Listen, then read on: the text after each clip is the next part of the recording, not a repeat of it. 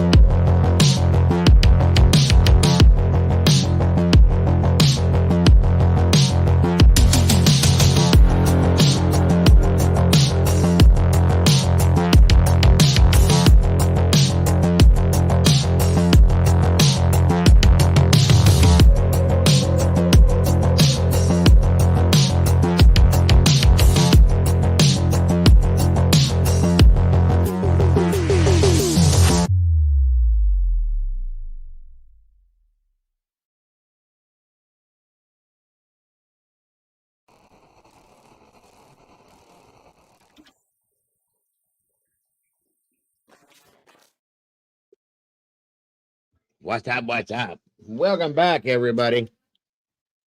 And good evening. Hope you're all having a wonderful night tonight, for sure, on this Wednesday night. So, as I stated in the title, I think we got some good news to talk about. God is good. God is great. And Brandy's niece, Kaylee Kinder, has been found. She is safe and sound and at home with her family where she belongs. God bless everything. I am so grateful to hear that. We still have all these other things that are bad right now, but one at a time, folks, one at a time. It's so good to hear good news. So good to hear good news. We needed it, and God bless. Yes, I am too, Brandy. I know you are. And I hope that anything we did helped even a little bit. Okay.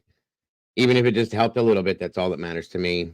And I want to say thank you to um, Michelle Macklin, Duchess, with her channel for talking about this.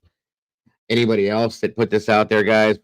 And also, if we can, any of the mods in here, if we can drop Duchess's channel in here, as well as Arctic True Crime Fox, or Arctic Fox True Crime, I'm sorry. Both of those channels, great channels, by the way. If we can drop both those links, Duchess is an amazing lady. She puts on really good shows. Her heart is bigger than the whole world, folks. So I would love for you guys to go check her out, subscribe. She's just amazing. So please drop that link. And then also, there's another channel that rides along with her over there. Again, Arctic Fox True Crime, great stuff. Go check that out too. If we can drop those links, please. Thank you, Miss Sherry. Missed you earlier today, Sherry. Good to have you here. But again, great news. She called her parents from a gas station. Thank God nothing happened to her. She's safe. She's sound. I mean, anything could have happened in that period of time, guys. Anything. I was getting nervous. I was getting freaked out. I was getting ready to contact the news stations myself. I do believe that Heather Fitzgerald actually did, but she's found now, so we're good. Huge hugs to you, Brandy and James, Matthew, your family, Justin, and Kristen, the parents to her. I hope everything is fine. Everybody is happy. And God bless you, Kaylee. Please don't do this again. 100%, Jody. 100%. So that's the good news. I didn't even get to see who we got in here tonight because I was that excited about it. So it looks like Bobby Old Dude, welcome back, my friend. Miss Deborah Lynn, Polly Putnam, welcome back to you. Jody Walters, of course, great to have you. And of course, Brandy B, the OG. Thank you for being here, dear. Doodlebug, Fart, welcome back, darling. Good to see you tonight. Virginia Wolf, my brother, good to see you. Thank you for joining us. Michelle Weddle, welcome back to you. Roe is in the house. Good to see you. MIA, welcome back to you. Brian's Ramblings, Mr. Hoffman, it's so good to see you, sir. Thank you for joining us tonight, Brian. I hope you're doing well. We've missed you. Mikey, my brother Mikey, good to see you. SRB is in the house. Good to see you tonight. Miss Carolyn Miller, always a pleasure, of course. Wisdom Speaks. Yes, she does. Miss Sherry's in the house. Thank you for joining us tonight. Miss Kells, welcome back to you. Babs, good to see you. Good to have you here. Thank you for joining us. Let me see. Jingles, all the way. Good to have you back. Good to see you tonight. Of course, Miss Felicity J. Always a pleasure, dear. Thank you for joining us. Deborah Thompson, great to see you again. Kells. Great to see you. Great to have you here. Steady Curve. Always a pleasure. You and Big Ohio Al in the house. Good to have you. Good to see you. Ocean Sugar, welcome back, man. Great to see you. Thank you for joining us tonight. Let me see. MIA, Miss Chrissy C. Great to see you. Great to have you here tonight. Great to see the new faces that I see. Thank you for joining us. Smart Ass Patriots in the house. Welcome back to you. Excuse me. Let me see here. Who do I not get? Who didn't I get? Gotta be somebody I might have missed. Walt Harris, always a pleasure. Yes, now you can go back to giving her a hard time, of course. Carrie Pershula, thank you for joining us. Great to see you tonight, Ro. Again, if I said it already, it's great to see you again. And Mr. Steve SWTC, thank you for joining us again tonight. Heather B, thank you so much for joining us. Great to have you here tonight. Spacey Stacy, what's going on, dearie? Good to see you. Hope everything's going well with the family. Hope Johnny's doing okay. Thank you for joining us tonight, Stacy. I miss seeing you, darling. Hope you're having a wonderful night. Pammy B, welcome again to you. War Eagle's in the house, or roll tide roll, but thank you for being here, Eagle. I appreciate you. B. Williams, welcome back to you. Tina B, welcome. As always, it's great to see you all. All you meatballs jumping in this sauce with us as we spill a little bit of it left and right for good reasons, guys. Mods, thank you for being here. Once again, as always, I could never do this without you. Groot, what is up with you? Good to see you tonight. Thank you for joining us. Party of 5, welcome back to you. I got 62 people in here, guys. Hit that like button on your way in the door. Please leave me a little bit of DNA. I appreciate that so very much. The legendary CEO is in the house. Welcome back to you, my friend. Great to see you. Please hit that like button, folks, if you will. Miss Zelda's in the house. Good to see you, Zelda. Thank you for joining us tonight. So good news, guys. Good news. Again, Brian, I hope you're doing wonderful. I hope you're doing better. I hope things are working out well for you, my friend. Excuse me. So wonderful to be here with you guys again. So wonderful to be able to say that one of these children we're looking for is home, safe and sound. That means everything to me. That makes everything we do worthwhile in itself, you guys. That's it. That itself is all I need to see and hear for this to be worth it to me. Period. Whether it had anything to do with what we do in here or not, it doesn't matter. It doesn't matter at all. We still, it still means everything. Molly Drake, good golly, Miss Molly's in the house again. Good to see you, Molly. Thank you for joining us. Wonderful, wonderful, wonderful news. So great to hear this because we were just jumping into setting up a game plan. I had gotten off of here, got on the line with Molly and Mama Bear, had a little conversation, started to, and bing, bang, boom, she's found. Good to be hearing that. I'm telling you. The doctor's in the house. Draw Latina, welcome. Good to see you again, ma'am. Thank you for joining us. Hope you're all having a wonderful night tonight.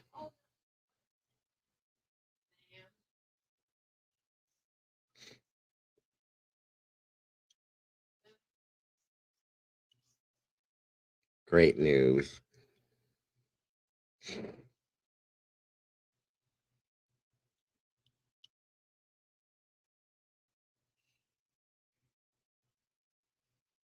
I don't know, Draw. Why do you ask?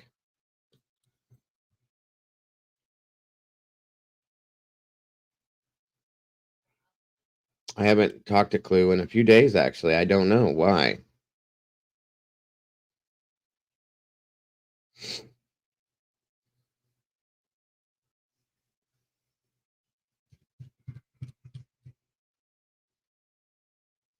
I know she was sick for a while, but she was starting to feel better.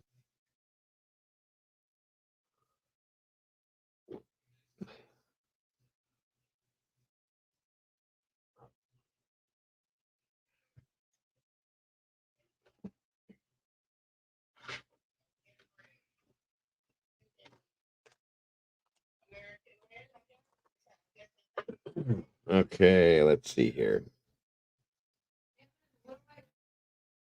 Good to see you, Becky.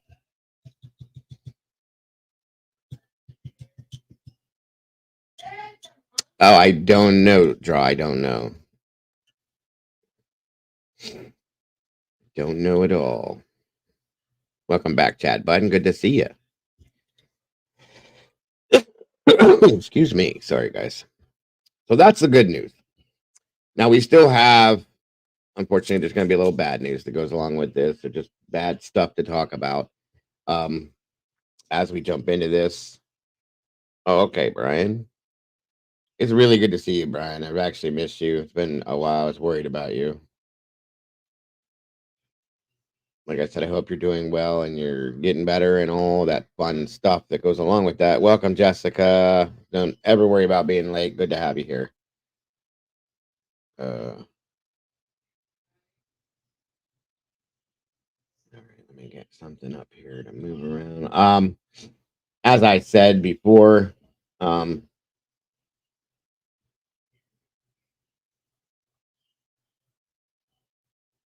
um,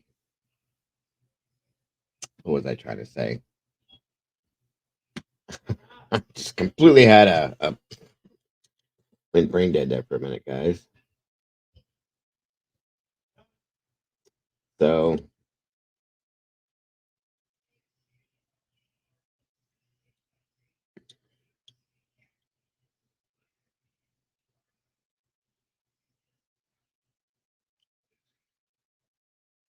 okay, that could be possible too, Carolyn. Yeah, they said they were scaling back the search efforts on Sebastian. Sadly, I don't understand that, but it is what it is. There's nothing we can do. Unfortunately, that's why we just need to keep talking about it. Um, yeah, there hasn't been any real updates. Um, on the other case I'm looking at, we're looking at it, Elijah Vu, but we did get something here recently, just a couple hours ago. So I'm going to start off with that because we didn't really touch on that earlier because there wasn't anything. So we're going to look at that real quick. We got some other stuff to throw out here too, guys. So, um, 1 second here.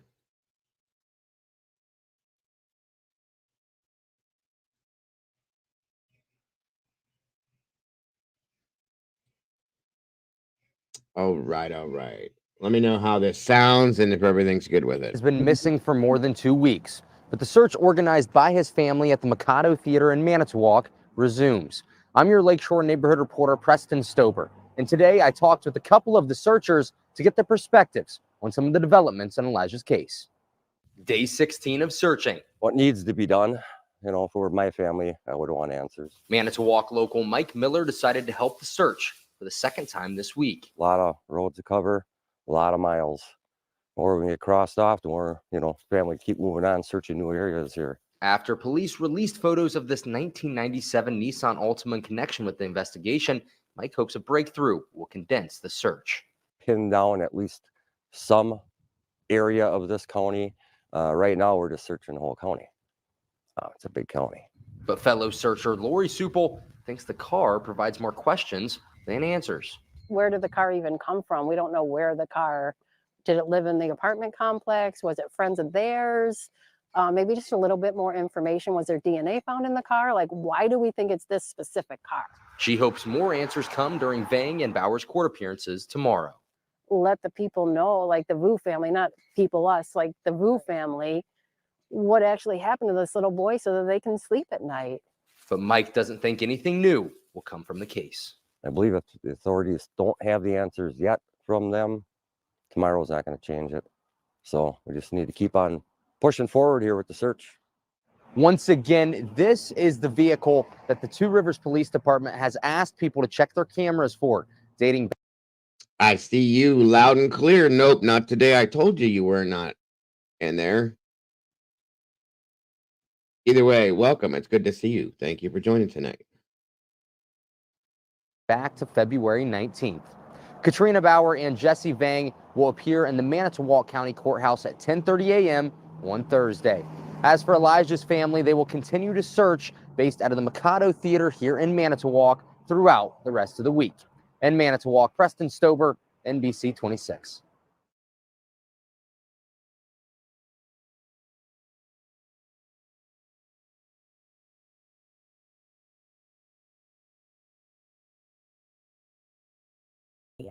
Two Rivers police now say that the car that they have in their possession does not belong to Elijah's mom or her boyfriend, who have been charged already. But investigators are still asking residents and businesses for security video that shows this vehicle right here, a 1997 beige Nissan Altima.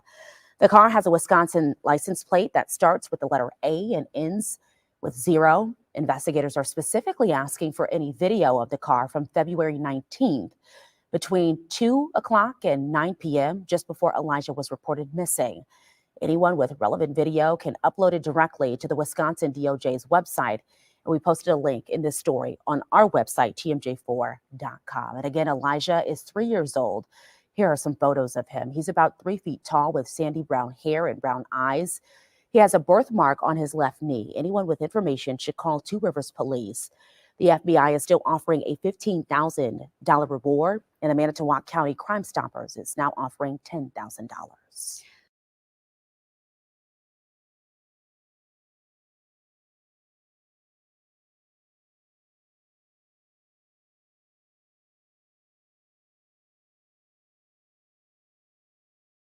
So that is unfortunately all there is with Elijah. I wish they would find this poor baby. I have a really bad feeling about this one, obviously, that it's not going to be a good end or a good outcome, but I wish they could at least bring him home. It's bad. It's Elijah Vu, Brian. So bad. So bad. I just don't understand why these things are happening. I don't at all. I know it's been going on, you guys, for a while. We're just seeing it like up in our faces now, which makes it worse. And it does. It definitely makes it worse. Way, way, way worse, sadly. I covered Sebastian's updates yet earlier. There is nothing new from that, unfortunately. I wish there was, and we talked about um, Maddie's case as well. And boy, do we got stuff to talk about with that one too, for sure. But I want to show you guys something else that just dropped not too long ago, and this is in the same area that Maddie's situation over near Kissimmee. It's St. Cloud. So um, I want to show this to you guys because this is the stuff that is going on. This is the stuff that is happening to our kids, and it's all the way around, guys. 360. Um, 1 second here. No, this actual story dropped 8 hours ago, you guys, and I was going to show it earlier, but we were overloaded. So I agree with you on that, Sherry. I said that the first time I saw it, it just reminded me so much of the Quentin Simon scenario, and it like just flashbacks, from when we covered that. So, but this is going on in St. Cloud right now as well. More horrific crap. So 1 second here. And I'm glad that they're catching this stuff at least. Okay. Thank God. But this shows you what goes on a regular basis, sadly. Targeting James and Henry Cox after getting a tip that child porn was being uploaded from here. In an earlier raid, St. Cloud police allegedly found several hard drives with videos and images of kids being sexually abused and hidden cameras used to record kids going to the bathroom and changing clothes. Investigators even say, quote, at one point in a video, we're learning more. Sorry, I had technical issue there for a second. Let me start that again for you guys. All right. Sorry about that. Here. We're learning more about a Homeland Security investigation in St. Cloud that we first told you about yesterday. And as West 2's Bob Hazen explains, investigators say the people who lived there may have been secretly recording kids. A man who lived here today didn't want to talk to me, but court documents say the people who lived here were making and uploading videos of child pornography, and some of the victims might have even lived in this neighborhood. One neighbor told me people call James Cox Santa, and you can see why. But investigators confirmed they raided his home, this bright blue house in a quiet St. Cloud neighborhood, as part of a child porn investigation. You just don't think that it's going to be this close to your house, and then having 4 girls too. So it's a little unsettling. Today, we found court documents showing that agents with Homeland Security raided the house on Countryside View Drive, targeting James and Henry Cox after getting a tip that child porn was being uploaded from here. In an earlier raid, St. Cloud police allegedly found several hard drives with videos and images of kids being sexually abused and hidden cameras used to record kids going to the bathroom and changing clothes. Investigators even say, quote, at one point in a video, the camera pans across a mirror showing H. Cox as the one recording the video file. The complaint also says at least 2 of the victims appear to live in Cox's neighborhood.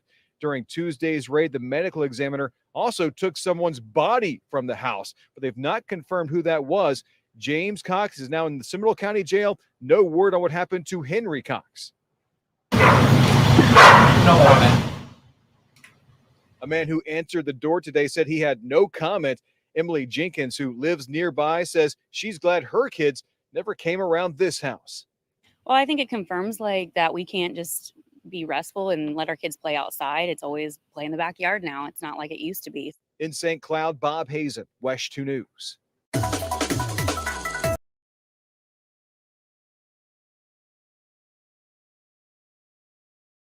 There it is.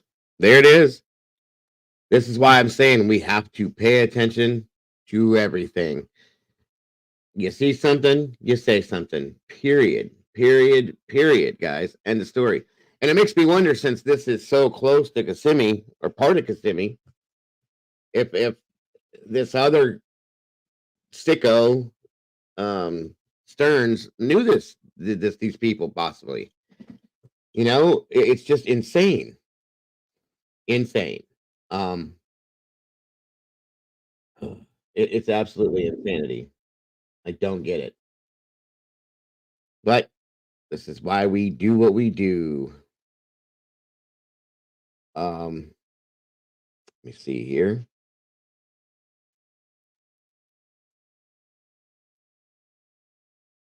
One second, guys. My apologies. My apologies. I'm always having these stupid issues with this thing. I'm sorry. We're getting there. We're getting there. There's a lot of a lot of word going around right now that in the Madeline Soto scenario that now that the mother knew a lot more than she said she did, guys. I covered that earlier this afternoon when I talked about it, and it's sad. It's sad. I hope it's not true. I hope it's not true. I hope it's not true. Give me one moment. I need to throw this up here for you.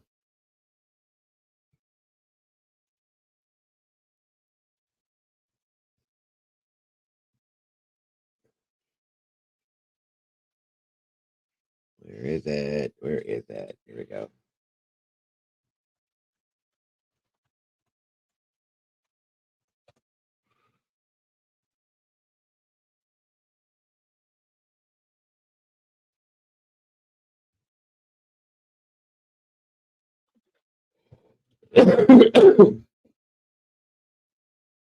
One moment here.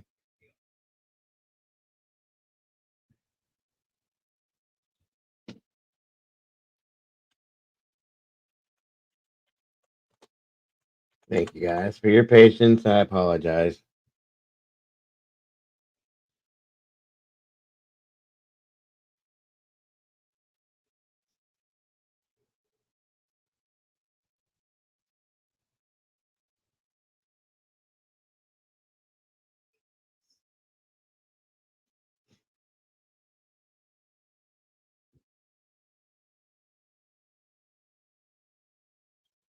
All right, here we go.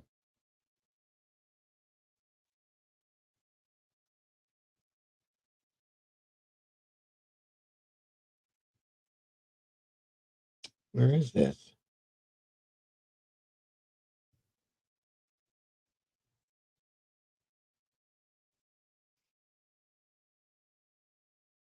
Here we go. Sorry. All right, guys.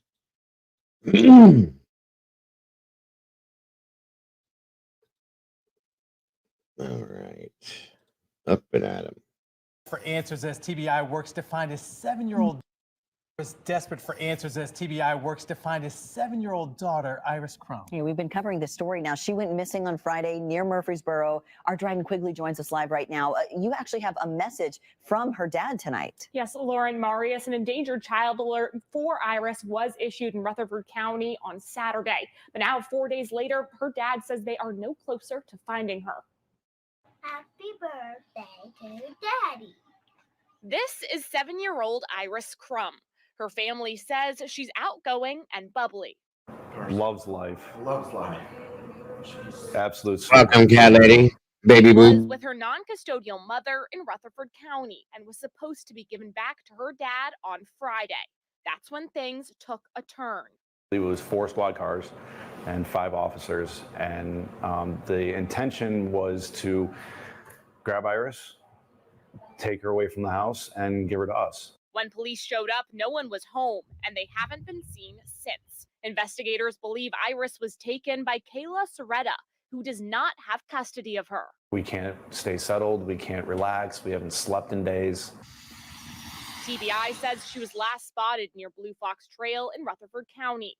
Now all her family can do is wait and hope someone comes forward with a tip. If anybody has any kind of information, please Step forward, do the right thing. Happy birthday. Until then, this is her dad's message.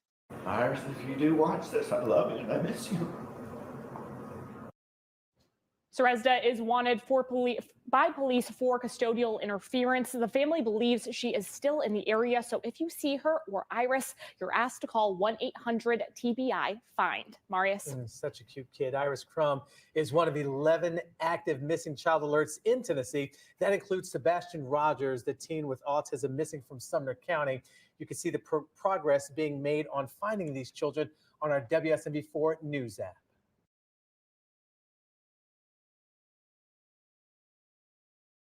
All right, guys, there's a new one. I'm sorry for throwing that at you, but you know how we do it, guys. So there's a new one. And you heard the story. This is a little different. It's kind of a domestic situation, but she's still missing. Okay. And it's horrible. April, good to see you. Thank you for joining tonight. Elizabeth Lander, welcome. And I appreciate that. Again, anybody that's from Duchess's channel is more than welcome. Our door's always open. Please, everybody, treat anybody new as we always do. Welcome them in. Jean Anderson, good to see you tonight as well. And again, thank you, Elizabeth, for jumping over here. We appreciate you very much. I know, SRB. Absolutely. Right, Carolyn. Right, exactly. This one here, I think you guys saw this earlier. This blew my mind. Okay, this is the problem. This is part of the problem. Okay.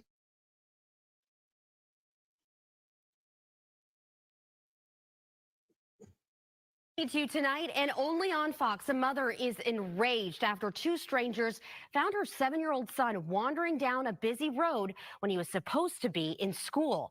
Fox 26's Abigail Dyes spoke to the mom and got a response from IL Texas West Park, where the little boy was supposed to be. Abigail.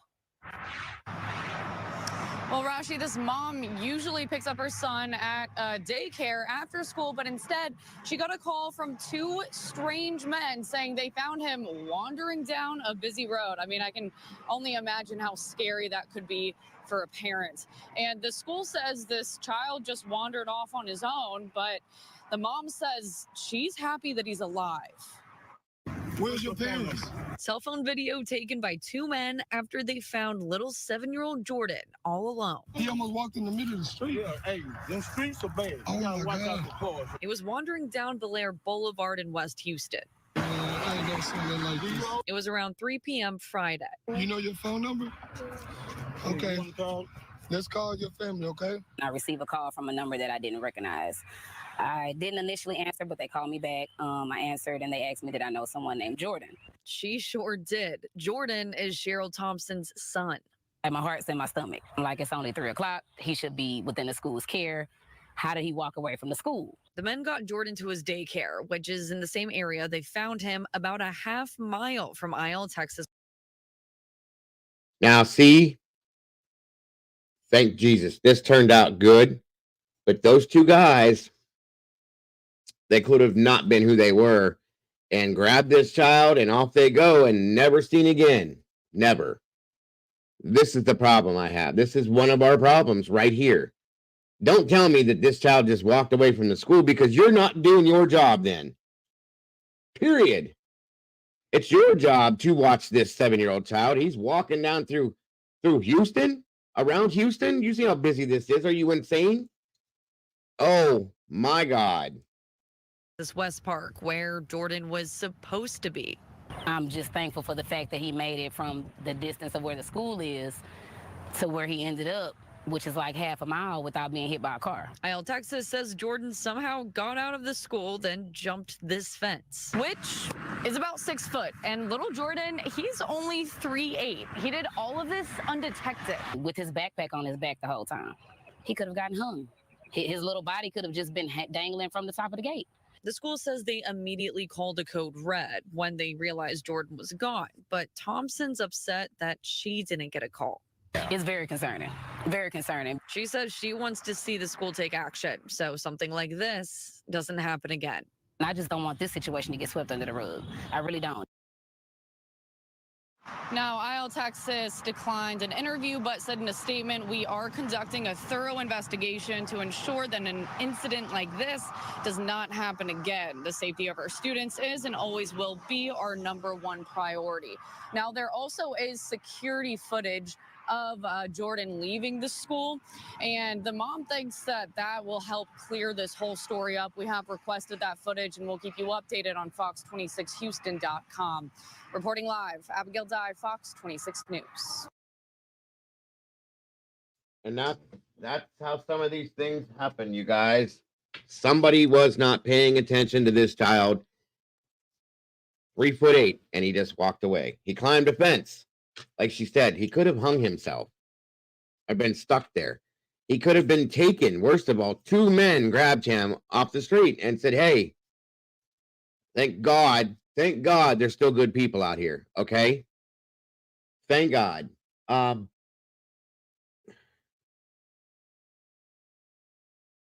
just don't get it. I don't get it.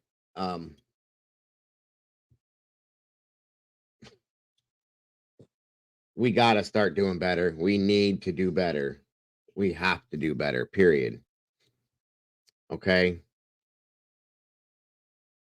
I mean, it's insane. So, I just wanted to show you guys that because these are the things that do happen, okay? Earlier in the week, well, Monday, it's only Wednesday, so I think it was Monday or it might have been Saturday. I showed you guys that story about the body parts that were being found on Long Island, so on and so forth. I got some updates on that finally, guys. I want to show you real quick here. Pretty interesting.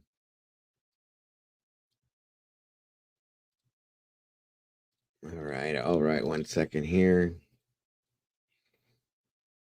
All right, congratulations, Kim. Thank you for being a member for 5 months. That's so very appreciated.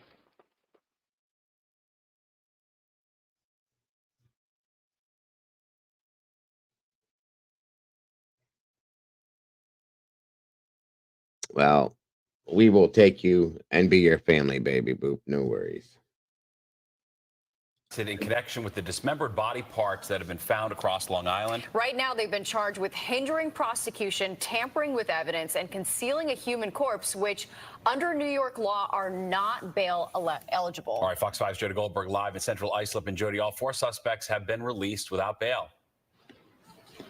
Steve and Natasha, these bodies were allegedly mutilated before they were disposed, and tonight officials in Suffolk County are calling it failure on Albany's part, vowing to change the law after 4 defendants walked. All 4 suspects arrested in connection with concealing, altering, and destroying body parts before scattering them in several locations throughout Long Island walked free on Wednesday.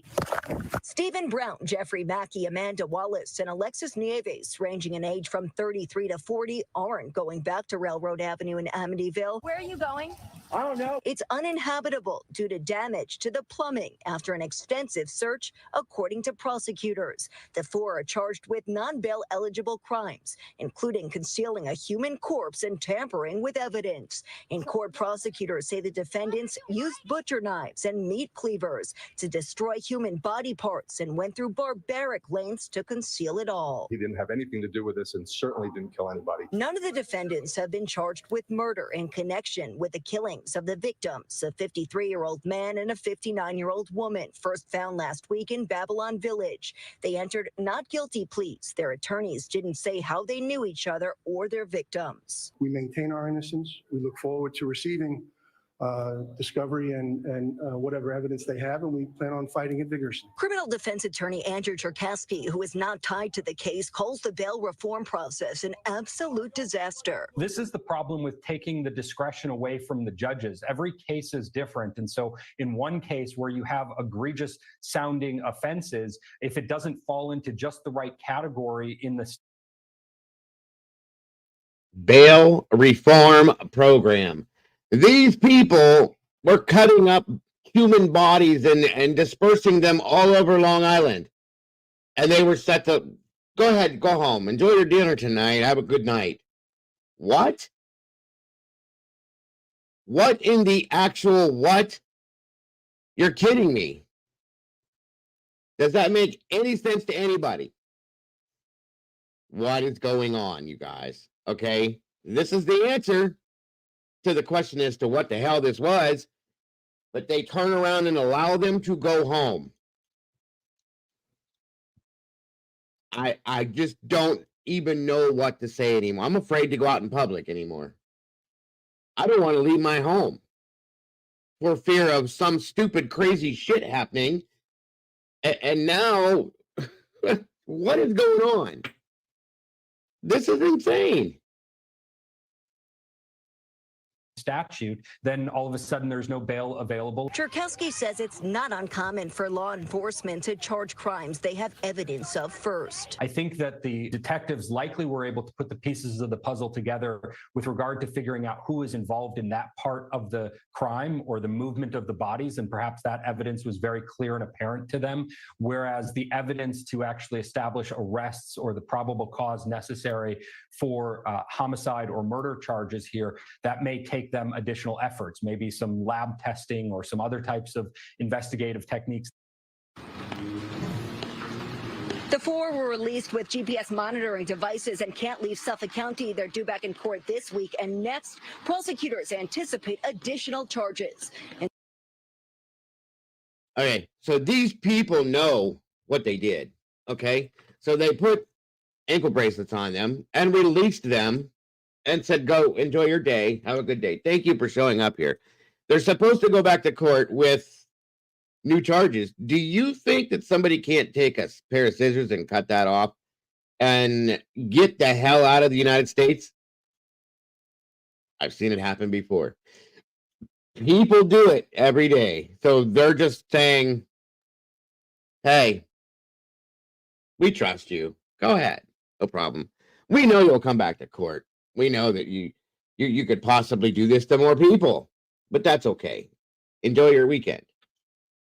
What in the hell is going on, you guys? Where is our justice system? What justice system do we have? This is why other countries are looking at us and laughing right now. I'm sorry to say, but that's fact.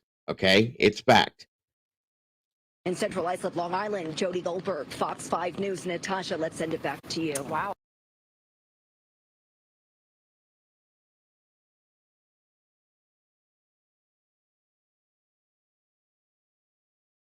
Sorry, I can't even understand this. They were released and given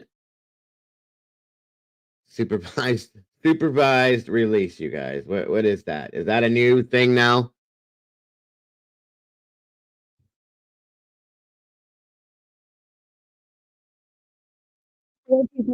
This is ridiculous. Is this the same? No. Hold on a minute here. Okay, this is the other one that I had on it from today. It's the same story, but a little different. There's nothing. I want to talk to somebody that's covering this and ask them what is going on. Arrested in connection with those human remains found scattered across Long Island, walked out of court free until their next court appearance. Also today, prosecutors released disturbing new details about what they found inside the home where three of those defendants lived. Eyewitness News reporter Sonia Rincon live at the courthouse in Central Islip. Sonia? Sandra, all four of the suspects face the exact same two charges: tampering with evidence and concealing a human corpse, or as the prosecutor today put it more bluntly, hacking off limbs and scattering them. None of the suspects has been charged with killing the two victims. That means they are free to go until they're due back here or until they face more charges while investigators gather more evidence, which at this point is likely to be presented to a grand jury. The four suspects in the case of the scattered body parts hid their faces and dodged questions. 33-year-old Alexis Nieves, 40-year-old Amanda Wallace, 44-year-old Stephen Brown, and 38-year-old Jeffrey Mackey appeared in criminal court and walked out with monitoring bracelets. Three of them live at the home on Railroad Avenue in Amityville. Police searched Monday night and Tuesday morning. A prosecutor described the evidence at that house, including cutting tools like a meat cleaver and traces of human remains. but did not say who killed or dismembered the two victims or why. You hear them talk about blood in a house, but you don't hear about witnesses. So that's all. Understand something, you guys. These people very possibly killed these people. Okay. They're in Amityville too. That was something exciting to hear. They very likely possibly killed these people, which is why they could be facing a grand jury. Then they cut them up. Then they just decided to go have a little treasure or what do you call that? Whatever, an adventure, and spread this out all over the place. So let's send them home. Well, they'll be okay. We'll put an ankle monitor on them. They're not going to go anywhere. That's all I gathered from today's proceeding. Lawyers for the suspects tell us they look forward to hearing from witnesses and seeing evidence. We've entered a plea of not guilty. We have not received any discovery at this point. We maintain our innocence. The suspects are free to go for now, but the three who live in Amityville can't go home. The apartment is considered uninhabitable because the plumbing there was taken apart, some of it removed because it contained evidence like blood. Still, all four have been ordered not to leave Suffolk County. She has a pretrial supervised release, which is monitored by the probation department, and there'll be a GPS monitor. Neither Suffolk County Police nor the DA are ready to speak about the case as the investigation continues into the deaths of the 59-year-old woman and 53-year-old man. Their dismembered body parts found in Southard's Pond Park, Bethpage State Park, and a wooded strip on a residential street in West Babylon between last Thursday and yesterday. The names of the victims still haven't been released, and their relationship to the suspects is still a mystery. Yeah, those relationships between the suspects and the victims could be at the heart of all of this and could help explain why someone would go to such great lengths to leave the body parts in pieces across several miles of Suffolk County the way they were left. Again, for now, the suspects are on supervised release. They are due in court again in the next 2 weeks, but they could be back sooner if more evidence leads to more charges.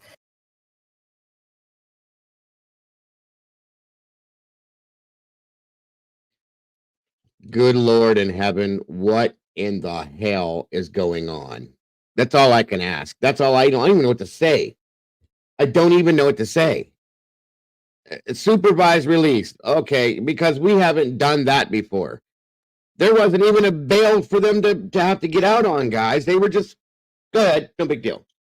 I know I'm acting ridiculous about this, you guys, but this is absolutely ridiculous. 100% draw. That's what I said. I don't like leaving my home anymore because who knows what the hell is going to happen. It doesn't make any sense. Jesus, guys, excuse me one moment. I will be right back with you guys. I need to relieve myself.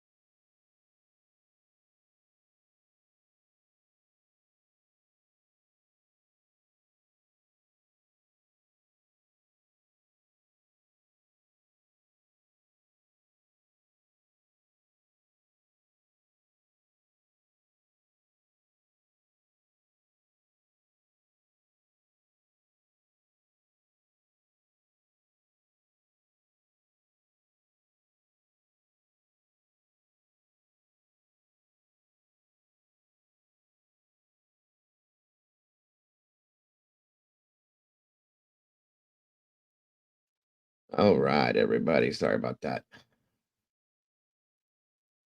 So it's insane. This is all absolutely insane. Listen, I know not everybody are religious and everything. There's Victoria. Told ya. Don't be talking about me going to the bathroom, folks. I see your little comments. So here's the thing. We're having people how can I say this? Harm their own children and allowing other people to harm their own children. We have children that are disappearing day after day after day. People that are selling their children. I did, Mikey. I always do. I'm very neurotic about that actually, and I sanitize too. So anyway, we have people that are possibly killing people, chopping them up. All of these things going on, guys. If you're not a praying person, think about starting. That's all I can say at this point. I don't know what else to say. I will continuously bring this stuff to you, okay? Because that way you guys we need to know what's going on. That's all we can do. And we can pray for these situations as well, but that's it. Insanity. We have parents that aren't being parents, okay? We have parents that are I don't even know what the hell they're called. I don't call them parents. Here, look at this. This is another one. I have so much stuff that I've downloaded, you guys, because of all these crazy things. Now, you tell me about parenting, folks. We're all parents in here at some point, most of us at least. But if we're not, we have been. We also know people that are. So the suspect allegedly chopped up his girlfriend and the man he believed she cheated with. Okay, it's crazy, folks. Crazy, crazy. I'm only slightly religious, but I do have moral standards and common sense. Bingo, Bobby. That's all it has to be. That's all it has to be. Common sense. So check this one out, folks. Now, this is what we're talking about. Morality and parenting. Those two words don't seem to go together anymore, okay? Watch this. Accused of spiking smoothies at his daughter's sleepover, her friends testing positive for dangerous sedatives. Thanks for joining me here on Crime Fix. I'm Now you tell me what this scenario was. Jeanette Levy. Sleepovers are something most preteen boys and girls look forward to, but this case just goes to show you can't be too careful where you let your kids hang out. Mike Maiden faces a number of charges in Oregon. Prosecutors say he mixed sedatives in mango smoothies that he made for his daughter's friends at a sleepover. The details in a search warrant affidavit are disturbing. Investigators claim Maiden arranged all of the activities for this sleepover last August, taking the girls to get their nails done, ordering them pizza, and then dictating their activities at his home. Then detectives say Maiden made mango smoothies for the 4 girls.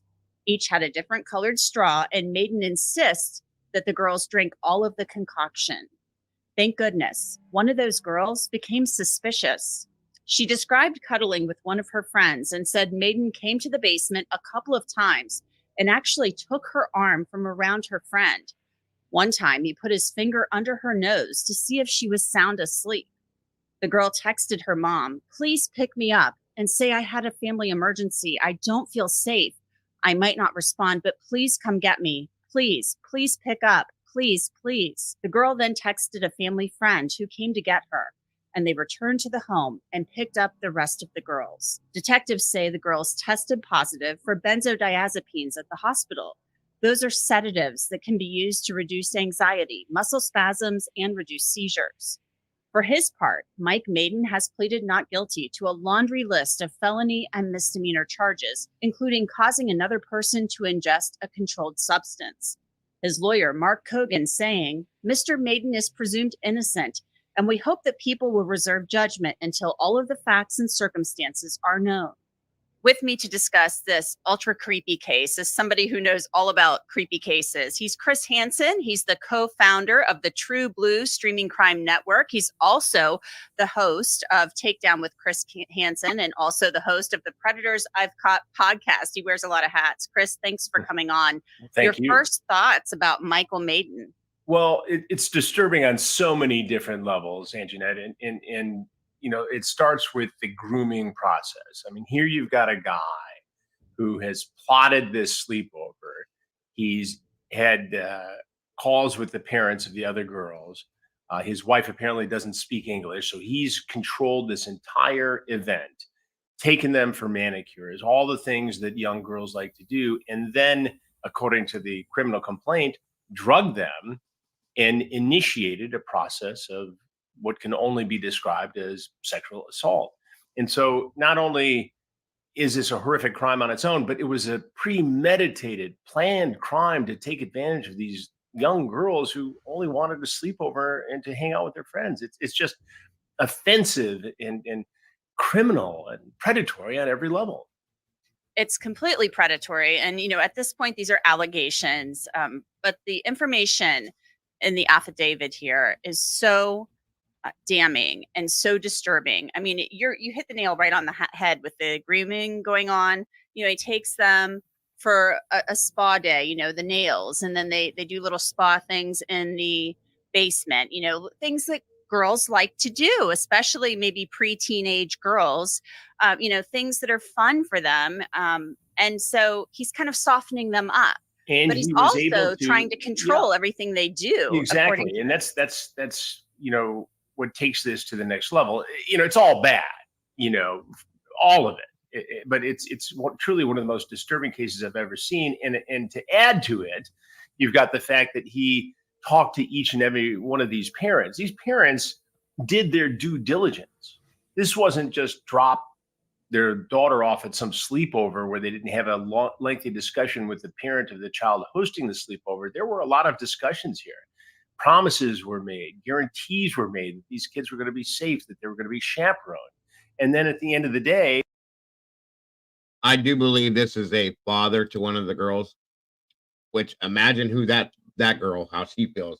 This was her father that did this to her and all her friends. What was he actually going to do with all these girls? I think we all have an idea, but like, did he think he was, how drugged were they? Was it going to be the full reign of the party? This is sick. This took a lot of pre-planning, folks. The whole premeditated part of this is disgusting to me. The mind. This dude needs to be, like, this is death penalty as far as I'm concerned. End of story. Throw the key away. Whatever you want to do, okay? End of story. it was the victims, the young girls at the sleepover themselves, who were desperately texting their parents and friends of the family to come get them because they were afraid. This guy is creeping around and putting his finger under their nose to see if they're sleeping or awake. He's drugged them with anti-anxiety medication, according to the complaint. And God knows what could have happened had he given them more drugs. Is there a reaction? Is there somebody who dies? Is there somebody who's sexually assaulted? But this is the takeaway point, I think, having covered hundreds and hundreds of these cases over the years. The girl had the common sense and the courage, some of the girls, to actually reach out to their parents and call and say, hey, this is a bad situation. It's making me uncomfortable. I need help. I need to be picked up. And it goes to my absolute mantra in all these cases. Your best defense is the relationship and the exchange of information with your child, especially if they're going to go over to a sleepover. I mean, you know, here's a guy who lives in $1 million home, has a job, is married. You think this is the safest thing in the world for your daughter to do. It wasn't in this isolated case.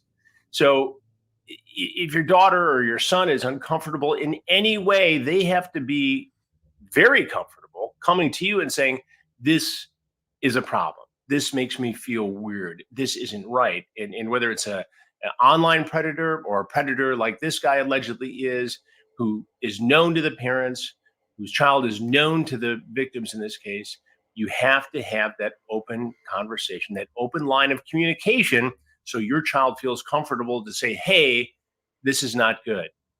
And look what happened. They ended up taking them to the hospital. They were tested. The drugs found in their system. And ultimately, the local police made a case and arrested this guy. I don't know about you, but I'd like to think that I could send my child to a sleepover and know that he'd be safe. But you just can't be so sure these days. And this story makes that very clear. That's why you can use truthfinder.com as a tool in your parent toolbox to keep your kids safe. Truthfinder is one of the largest public records search services in the world. The goal is to help people like you learn the truth about the people in your lives. And see, this can be dangerous to good people too. You know why? Like Molly just said, imagine getting that text from your child.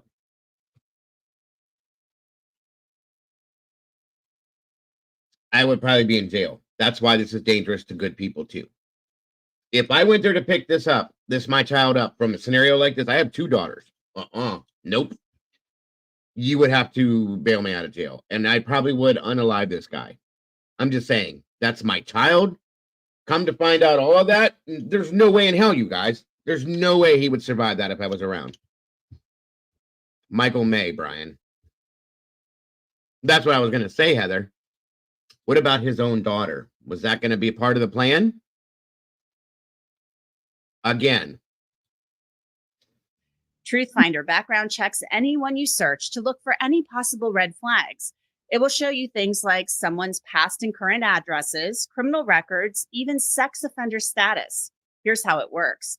Log on to truthfinder.com and, for example, type in the name Michael Maiden or the name of the parents of your kids' friends. Results will appear in seconds, telling you everything that Truthfinder knows about the person that you search. If you'd like to check out Truthfinder, and I think you should, you can get 50% off of all confidential background reports. Just log on to www.truthfinder.com/LCCrimeFix and start accessing information about almost anyone. You make a really good point there, I think, because the one girl is an absolute hero. Absolutely. I mean, she and her parents taught her right because she knows something is not right. You know, he's taking her arm off of her friend. She describes cuddling with her friend on the couch. They're young girls. I was so mad reading the affidavit. I just got to be honest with you. You know, I see a lot of this stuff, and I try to approach it, you know, somewhat clinically, but also with the outrage and emotion of a parent. I'm a parent. My guys are much older now, but you know, if I'm the parent of one of these kids, oh my God, I'm going to raise hell about this. And I'm going to be overly protective. And now what has happened, because this predator has acted in this way, none of these girls are going to be allowed to do any of this stuff ever again. Who's going to take a chance on that? You know, so not only did he victimize them by drugging them, scare them, attempt to assault them, he's altered their future and the way their parents protect them. And they're going to be, you know, arguably and understandably overprotected coming in. This, I mean, just because he didn't actually sexually assault them doesn't mean they've been victimized, traumatized. This is an attack on these young women. Yeah, and this guy needs to be held accountable for it. This is among the worst of a lot of bad predatory cases I've ever seen. But God only knows what would have happened, Chris, had that girl not texted her parents. Her parents didn't answer, of course, because maybe they were asleep. It was, it was early morning hours. But she texts the family friend who's like, I will be right there. Right. They go back and they get the other kids and they take them to the ER and they get them tested and they find these drugs in their system. And one other thing that's important to note here, in these horrific cases where kids are victimized or preyed upon, oftentimes online and traditional social media platforms, it is this trip to the emergency room and the skilled nurses and first responders in that emergency room who often get to the bottom of this story, this crime, and it leads to successful prosecutions. And that is a critical component here too, because we've seen this over and over again. We've reported on it for True Blue, and there have been a lot of notorious cases here where law enforcement got the tip from the person at the ER, the nurse or the first responder. And, you know, based upon what I've seen in the affidavit, these law enforcement officers are heroes. They did everything right here, you know, and you wish you didn't have to do investigations like this, but sadly you do. And in an earlier time, without the courage to step forward, without a good conversation and a relationship between this girl who reported this and her parents, this is way worse. There's an actual physical victimization here beyond what already occurred. Yeah, think about what could have happened in the world before cell phones, because that's how the girl got a hold of the family friend. She's texting mom and dad, and then she texts the family friend and says, I need to get out of here. I'm not safe. And thank goodness she did that. There is And one she thing. saved these other girls too. Yes, and she did. She saved her friends. One thing I think that we can take away from this, though, that I think parents can learn from this, they do mention that none of the families were particularly close with the Maidens and Right. hadn't been in their home before. So I think that's they had spoken with Mr. Maiden, but really, when you're sending your kids to somebody else's house for a sleepover, it can seem okay, even if you've spoken to them on the phone. But really, if you're going to leave your children overnight, you really maybe should take that extra step of being in the house, maybe Talk to the mom, looking not just around, the dad. Talk to the that mom. kind of thing. Exactly. What do you see happening with this? Since this happened back in August, the indictment just was unsealed. It took some time to investigate this case. Michael Maiden and his wife have since divorced. He's apparently living in Vancouver, Canada now, just across the border, in some type of recreational vehicle. Wife is not. She is still living, I guess, in the family home. They got divorced rather quickly, so he's no longer employed from what we understand. Do you think that's possibly all for show, or do you think she was like, hey, you're out of here, dude? Well, it's hard to get inside anybody's mind or inside anybody's relationship, but I mean, look at the evidence. If that's your husband, are you going to stick with that? No. That's a stone cold predator. And based upon the affidavit, here's a guy who's guilty as homemade sin, borrow a phrase from an old time prosecutor. And the fact that he's living up in Vancouver, I'm nervous that he'll skip bail.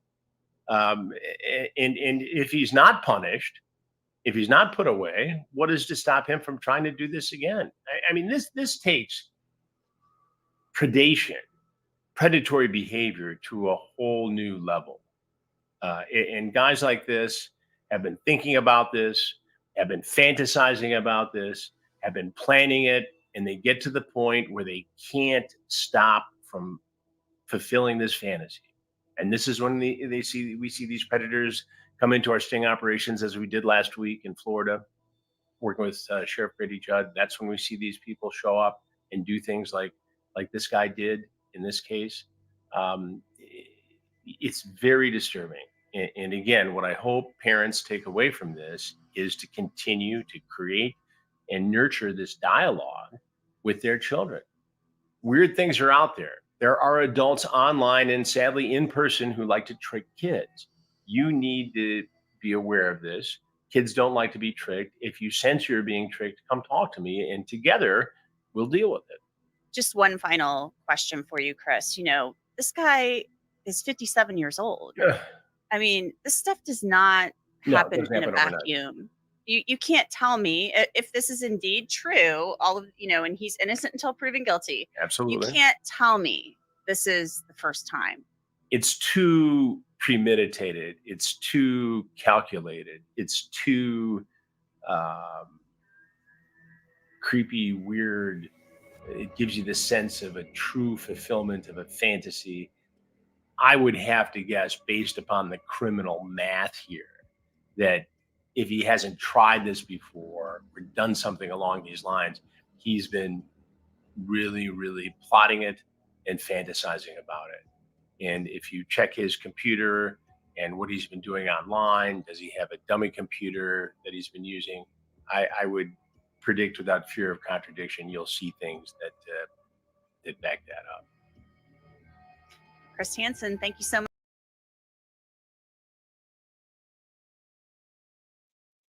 Wow. I'm telling you guys, shit's crazy. Shit is crazy. No other way to put it. Period, folks. Crazy. Crazy. I don't even know what to say.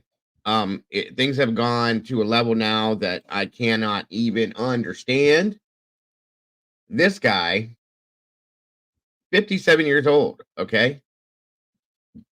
I mean, 57 years old, and you had to. He obviously premeditated every bit of this, folks. It's disgusting. And look at this freak.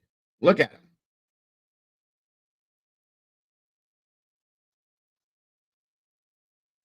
Yeah, exactly. This is the world we live in.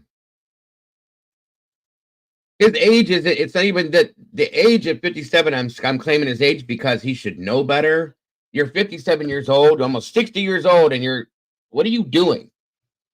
I mean, I know there's no age limit on disgusting, but so the thing that gets me is that one of the 12-year-olds, like I said, saved the day. This could have turned out really, really bad. Well, the wife didn't speak English. He knew what he was doing with that scenario. He could probably control every aspect of her. And testing them to see if they were passed out. Come on, guys. This is insane to me. The child desperately texted family begging for a ride to get out of there. What if she couldn't have got a hold of anybody, you guys? You know what I mean? Good God. I can't even imagine what would have happened. The other girl won't wake up, and she did for like 2 seconds, but she kept her eyes closed and didn't talk. The girl added that the family friend agreed to pick her up. When the family friend arrived at the home, the girl stood up to get her things and was met by creepy dad, Michael Maiden, who seemed drunk and slurred his speech in response to her leaving, but did not try to stop her. Of course. That would have probably been a bad thing. Maiden turned himself into the Clackamas County Jail on Wednesday after a grand jury issued an indictment accusing him of multiple felonies and misdemeanors stemming from the August 26th sleepover from hell. The girl also told police that she had used a very loud door to retrieve her shoes from the garage while fleeing and became concerned when one of the other girls didn't wake up when she slammed the door. Okay. After the girls were brought home by the family friend, she woke her parents, who decided to drive to Maiden's house at 3 a.m. to retrieve the two other girls, the document said. At the hospital the next day, one of the girls told Lake Oswego police, Detective Nicole Palmieri, she still felt hot, woozy, and clumsy, while another child said she couldn't recall what occurred upon blacking out. So who knows if maybe something happened to one of them or them that they didn't even remember. And I'm telling you, as premeditated as this was, like Chris said, I guarantee you this guy's done something like this before. Who knows if he's been doing this repeatedly to people? You know what I mean? He was just caught this time. One of the three girls whose mother said she is typically a light sleeper described falling into a thick, deep sleep that she had never experienced before. The same girl was unable to walk upon getting home and had to be carried inside the house, where she repeatedly asked what happened before her parents decided to take her to the hospital. Police observed that one of the girls walked slowly and used the assistance of her mother for balance. Her eyelids were heavy, and she spoke slowly. None of the girls or their families were particularly close with the Maiden family or had been at their home before the sleepover, which Maiden had arranged because his then wife's primary language is Japanese. So the wife couldn't do anything. He knew that, okay? Police have not speculated on a motive. Well, come on now. Maiden faces charges including causing another person to ingest a controlled substance and application of controlled substance to the body of another person. Court records show Maiden and his wife divorced last year, but owned a home in Lake Oswego at the time of the sleepover. Maiden pleaded not guilty during his arraignment Wednesday in Clackamas County Circuit Court, and his bail was set at $50,000. No way. And he paid that, and he got out. Okay, and now he's in Canada. Surprise. I mean, what the hell, you guys? This is what I'm saying. This is the stuff that's going on. It's a good to know, Molly. That's a good question. I'll be pulling up more about this, you guys. But I found this morning as I was going through this stuff, and I'm like, oh my God. Good to see you, Love Tina 2010. Welcome back. It's been a while. Good to have you. Randy Furr, what's up, brother? Good to see you. So, guys, we got to pay attention. We got to pay attention. And I'm not saying that you guys don't. Okay? I'm not saying you don't, but we have to pay attention, period. There's no two ways about it. There's too many things going on. Too many things going on. Our children are affected. They're being attacked. They're being destroyed, and we're losing them, and we have to stop. Surprise. That's my thought, Heather. I would have been like, nah, I'd have been in jail. I'm sorry, but I would have.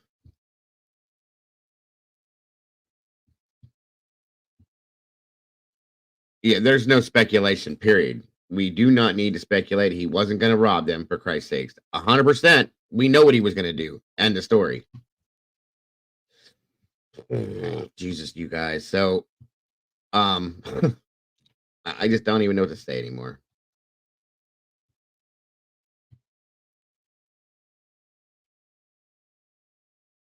Let me see here.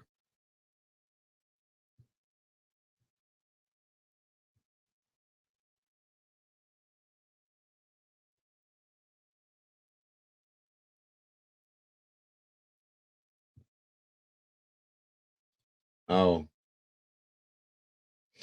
yeah, this just came out. This was dropped 53 minutes ago. Well, I'm gonna show you guys. This happened earlier too. It's not about what we typically were talking about recently, but it still needs to be seen because of this scenario.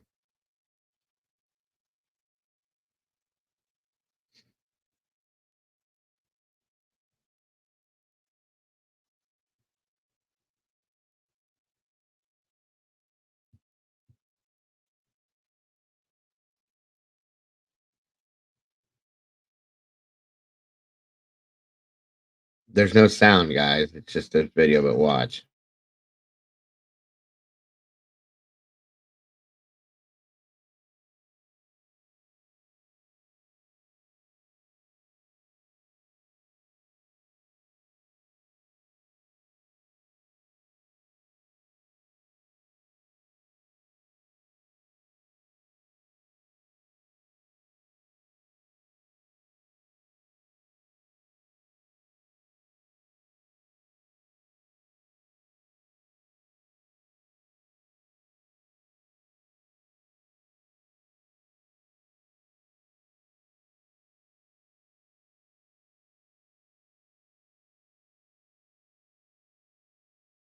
I don't know if you guys are following the news, but this is from the there was a mass shooting they're calling it at in Michigan earlier today.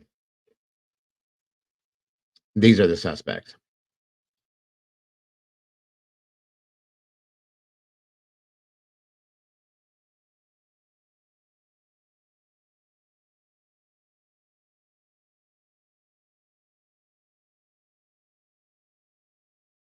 I'll show you guys the newsreel on it real quick.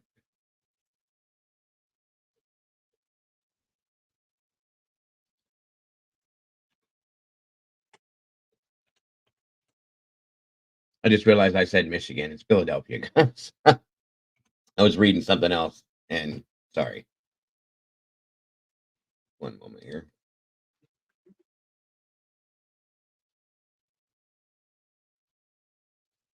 All right, here we go. I probably should have showed you this first and then that. Of course, the fourth in as many days. Of course, they were talking about potentially this one being a retaliatory act from the one on Monday. Of course, on Monday, a 17-year-old juvenile was killed at a shooting. You can see potentially stepping up here to a podium. You can see people walking at this podium, potentially the mayor, the police chief, Commissioner Bethel, as well here on Live Now from Fox, as they appear to be stepping up toward this podium, this microphone stand here, as they were just huddled in a Dunkin' Donuts making these remarks. And it looks like they're about to provide an update here on Live Now from Fox. We'll take you out this shot in full here as our Fox 29 cameras, they're positioned very close to this crime scene. Let's just listen in here on Live Now from Fox as they will provide an update as 8 individuals were shot, of course, not necessarily on a SEPTA bus, but involving a SEPTA bus. And you can see plenty of casings around the area, gunshot holes inside some of the buses and the windows. It sent people running. It also has a concern for the drivers as well. So they're stepping up to the podium right here on Live Now from Fox, and we're going to listen into what they have to say here, live, raw, and unfiltered.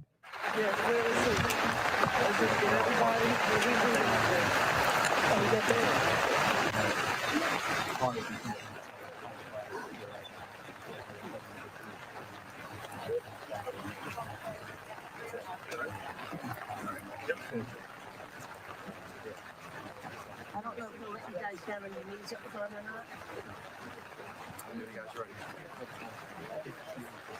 Greg, does somebody have our mic in there? Every end. All right.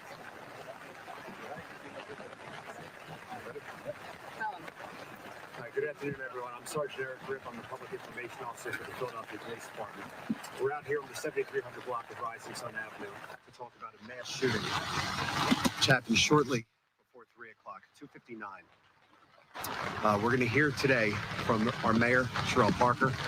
It's going to be followed by the superintendent of the school district of Philadelphia, Dr. Watlington. We're going to hear from our police commissioner, Kevin Bethel, chief of SEPTA Police, Chief Lawson. Then we're going to hear from our district attorney, Larry Krasner. I just ask that you hold all of your questions until the end, until our last speaker is gone. Madam Mayor. Good evening, Philadelphia. Over the past 2 days, we have seen 11 juveniles shot. Over the past few days, we have seen these senseless acts of gun violence occur in and around schools and public transportation, mass transit, SEPTA. The purpose of our being here. This happened earlier this afternoon, guys.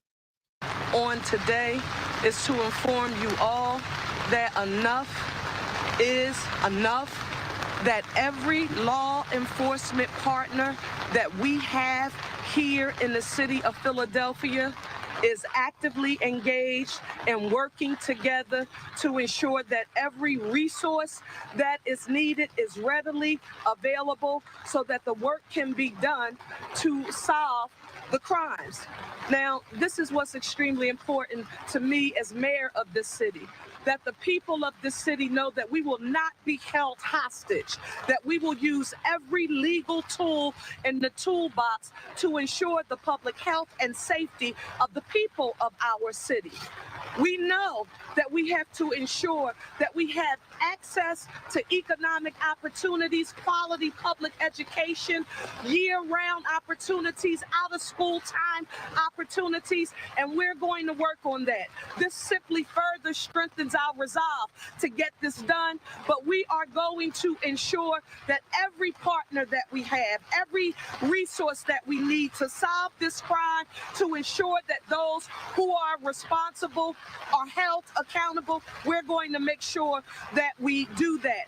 But I want Philadelphians to know that on our streets, and you're going to hear from our police commissioner, he will give you details about the Philadelphia Police Department's role, but you need to know that we are going to do everything that we can to ensure your public health and safety, and we don't apologize for using every legal and constitutional tool in our tool belts in order to get that done. Today, you're going to notice when I say partners, I'm referring to our school district of Philadelphia. I'm referring to our police department. The ATF is here. SEPTA is here. Our Office of Emergency Management, our managing director, our public safety director, and our district attorney. Everyone is here tonight. This further strengthens our resolve and the need and the sense of urgency regarding why we have to work together to ensure, one, that anyone held accountable anyone held accountable. We make sure we let you know that we have worked together in a unified way to ensure that that is what occurs. But we want no one in the city of Philadelphia concerned about whether or not they can come out and go to the store, go to the supermarket. We don't want you feeling captive in your homes, and our police commissioner is going to talk to you about what our public safety actions formally will be as a result of this all. Thank you so very much. We're now going to hear from our school superintendent, Washington. Thank you, Mayor. On behalf of all of our children and families in the school district, we are just absolutely heartbroken and angry that innocent children walking home from school would be impacted by gun violence. And we agree with the mayor, enough is enough. Our parents and students are working so hard in the school district of Philadelphia to improve outcomes. And just so happy that the mayor and the team is here together to stand in unison. Certainly, we will have trained crisis professionals at the Northeast High School tomorrow to provide support to our students and families as they process this horrific, unconscionable act of violence. Again, we're going to do everything to work with the mayor, under the mayor's leadership, with Commissioner Bethel, and all the partners here in the city, because we absolutely are committed to improving outcomes for our young people and make sure that they're safe, and that when parents send their children to school, they can expect them to return safely to them. And so, thank you, Mayor. We look forward to working in partnership. Thank you. Police commissioner. So today at 3 p.m., around 3 p.m., in the 7200 Rising Sun Avenue, we have juveniles or students from Northeast High School who are waiting for the bus across the street. We see, based on the video evidence we have so far, we see a car that's parked along the side of the store, of the Dunkin' Donuts. At some point when the bus is pulling up and the kids are converging to get on the bus, 3 individuals exit that vehicle and then discharges multiple times. At least over 30 times they fire into the kids that are getting onto the bus. As a result of that gunfire, we now have 8 students who have been shot, ranging in the age from 15 to 17 years of age. One of the kids is in critical condition. He was shot multiple times. This is an ongoing and active investigation. I echo the words of the mayor. It is hard to sit here and see in 3 days that I have 11 juveniles shot who are going and coming from school. The cowardly acts that we've seen over the last 3 days are unacceptable. The fact that we have this situation where I've talked about it multiple times. The downstream impact, when we do not address gun violence and we do not address guns, is what we see the death. And we are going to take all court press hard each and every day to deal with this issue as the mayor outlined. As a result of what we've seen over the last 3 days, we're going to be ramping up our resources significantly. I want parents and families to know that we're going to be along our corridors across the entire city of Philadelphia until we can figure out exactly what's going on in this situation, whether it's linked to the situation on Monday, or what do we need to do more moving forward. We'll be working with Chief Lawson in that effort, but we will do everything in our power to bring those individuals who are responsible for this shooting today, as well as Monday, and any of the shootings that we have, to justice. But we cannot ignore what we're seeing over the last 3 days. I will not sit here and people call me and tell me what I should or should not be doing. This is what we see when we give guns in the hands of juveniles and what they do with them. Telling kids that they should not carry guns because they're scared. Really? This is an end result of what we see. So we are going to work hard, and we're going to continue with the men and women behind me and my team to get these guns off the street and stop this from happening. I'm passing now over to, I think he's a... Lawson? I can do this. Thank you. You are awesome. Hold that umbrella, Jay. Yeah, thank you. Good evening, ladies and gentlemen. Obviously, I had a larger press release earlier today. I will let those comments stand on their own. But much of what I said stands, and you're seeing the effort of that now. We talked about strong partnerships in this city. We talked about the things that we're going to do together, and you're seeing that right now. Our attention at this time turned to how we can effectively police school dismissal, the influx of school kids for the remainder of this week, and we're working closely with Commissioner Bethel's staff to be able to do that. That's all I have at this time. Questions? I'm good. Yeah. Obviously, this is a horrifying event. I want you to imagine for a moment a parent receiving a call saying your child is in the hospital. Your child's been shot. We don't know the condition. I want you to imagine a parent waiting for the child to come home from school, and that parent hears that something happened at the bus stop where this child is going to wait. This does not just kill and harm the people who were struck with the bullets. This is a devastating, disabling, horrifying event for every child who was out here, every child who goes to that school, every parent whose child goes to that school, every person who rides public transit. And a city lives by its schools and it lives by its public transit. I want you to know that we are all here united. We are all here together. We have been and will continue to be working together vigorously. I know that with the help of the Philadelphia Police Department's excellent detectives, with the help of ATF, with the available help of FBI, with the help of the Gun Violence Task Force in my office, we will catch the people who did this. We will hold those people in custody. We will charge them and we will vigorously prosecute them, and we will give them the consequences that they absolutely deserve for this devastating and horrifying act. Commissioner, can you just talk to what parents maybe, I mean, obviously parents, and we have worked in this position before, but parents are obviously not only frightened, but some of them may also be not thinking my kid could possibly be involved in this. What would your advice be to parents or families now that we have so many kids shot in so many days? You talk about parent? You talk about parents? Both sides. Well, I mean, there's two sides, and that's been described here. I mean, the reality, the trauma that inflicted on our young children today who have been shot in the school community is significant. You know, this has been a continuation of the violence that we saw last year at our schools, and we thought, you know, we had worked diligently and worked hard with the school district at the time I was there, and even now with Chief Greg Johnson, to really work in those areas, and we thought that. So it is very traumatic for families today. I've said this before. I'm a graduate of John Bartram High School. Going to high school was the safest place I could ever imagine going. I never, ever thought that anyone would shoot me walking to school or kill me at the doorstep of a school, or let alone getting on the bus 2 blocks down. So those parents and those children, yeah, it's very traumatic. And I know the school district and Dr. Wallington will be deploying their teams to be able to deal with those issues as they always do. For the shooters, I mean, they come from their parents need to get engaged. We said this multiple times. I ask every parent today, go in those rooms and look under those tables and look under those closets and get those guns out of the house, right? Because at the end of the day, many of these kids are coming from the same communities that they're shooting at, right? And they know who they are.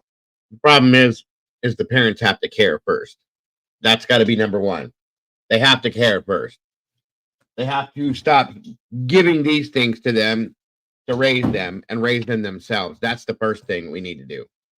And the community knows who they are. We can't do this by ourselves. Like, we need the community, we need parents to get engaged and engage with what their young people are doing. They're looking at drill rap, they're looking at TV, they're doing all these things and on putting themselves on social media and then getting fired up and engaged and then come out here and shoot. Small beefs on social media. You said something wrong, you looked at me wrong. And now we're having young people out here taking it in their hands and putting guns in their hands and killing people. Yesterday we had a gun with a trigger on, a trigger mechanism on it. Fully automatic. I mean, able to fire multiple rounds in seconds. That's not acceptable. Mayor, can I guys like you are going to wonder, do I send my kid to school? They're going to be scared. They're going to. And these are kids that are getting these types of guns and weapons, guys. How is that even okay? Let me just let him learn virally because I'm afraid for him at a bus stop. What kind of message do you have for those moms like yourself with a kid? Relative to the scheduling, I'm going to ask our superintendent to address the scheduling portion. Absolutely. We know that kids learn more. If we didn't learn anything else from the pandemic, is that kids, most of them, learn more with in-person instruction than in remote learning. So it's so important that we work together to win this war on gun violence so that kids can be in school. But a lot of moms and dads are going to be like, they're not going to learn anything when they're shot in the hospital or they're dead. Absolutely. We're going to be very sympathetic. We're going to be very understanding of parents' positions. I'm a father of 3 young men myself who are in public schools. And to the extent possible, we want students to be in school and to be safe. Let me just go back to your question, particularly as it relates to the 2 schools in question, Northeast School and Imhotep. Parents of children who attend those schools should get specific. They will get specific instructions from them on exactly what the operating procedure will be at both of those locations. But as it relates to going to school and going to work tomorrow, I have the full confidence of our police commissioner and every partner that you heard me reference here today, that we are working together to ensure that your travel to and fro, whether or not that's school, that's to work, to the doctor's office, to the supermarket, we're going to be doing everything that we possibly can together. Is the key to ensure the safety of our streets and our very valuable partner with SEPTA. It's extremely important that they be front and center here with us on today, because this is very much a collaborative approach. Mayor, I just want to ask you about, you said everything under the law, or everything you're going to use to combat this. Stop and frisk. Is that something that you want to? Is this the moment? Is this the moment in time to talk about that? No, I mean, literally, is this the moment in time? Like, we're talking about the work we need to do to deal with the issues we have. We have 11 children shot today. This is not about stop and frisk. This is not about that right now. It's about what we're going to do as a city to address the violence that we're seeing now. I'm not cutting you off, but that's the reality of the work. That's the reality. So we're going to end it here. I think it's time for us that we have work to do. We have a lot of work to do. We got to get back and deal with these kids that we have to deal with, and our team will be following up with you. Thank you, everyone. We appreciate all of you coming out. Is there a possibility that they're linked Mondays? We don't know yet. We're looking to see that, but we don't know yet. And obviously they are linked, I'm going to say. I mean, it's just that was the press conference for that. I'll show you guys the news break on it real quick here. News here tonight, another act of chaotic violence at a SEPTA bus stop. 8 teenagers shot late today, targeted as they waited to go home from school. Police say this latest act of violence unfolded right here just before 3 o'clock at Cotman and Rising Sun Avenues in Burr Home. We're told 3 gunmen jumped out of a car, unleashing dozens of bullets into a crowd of kids. Tonight, city police, SEPTA police, and the mayor vowing a citywide crackdown to stem this onslaught of violence. We've got team coverage here tonight. Action News' John Paul spoke with people who jumped into action after the shots were fired. Annie McCormick with more on SEPTA's new police tactics amid the surge in shooting. But let's begin here tonight with Brianna Smith live at the scene with the latest from police who moments ago gave us an update. From there on out. Brian, a really heartbreaking situation here tonight, especially for the parents of those 8 victims. Now, police are starting to clear the scene, but the shooting unfolded behind me near that Dunkin' Donuts. Police say 8 students. SEPTA is the busing system. I'll show you, Skinny. Hold on. Students from Northeast High School were waiting for the bus on Rising Sun Avenue when they were shot. They say surveillance video shows a vehicle was waiting on the side of the Dunkin' Donuts around 3 p.m. When the bus showed up, 3 suspects got out of that car and shot more than 30 times into the crowd, hitting those students. Now, they range in age from 15 to 17 years old. One student is in critical condition while the others are in stable condition at the hospital. Police say the 3 shooters escaped in a dark blue Hyundai Elantra with paper tags. All of them are wearing masks and were last seen going over Tookenny. I did not just hear them say Hyundai Elantra.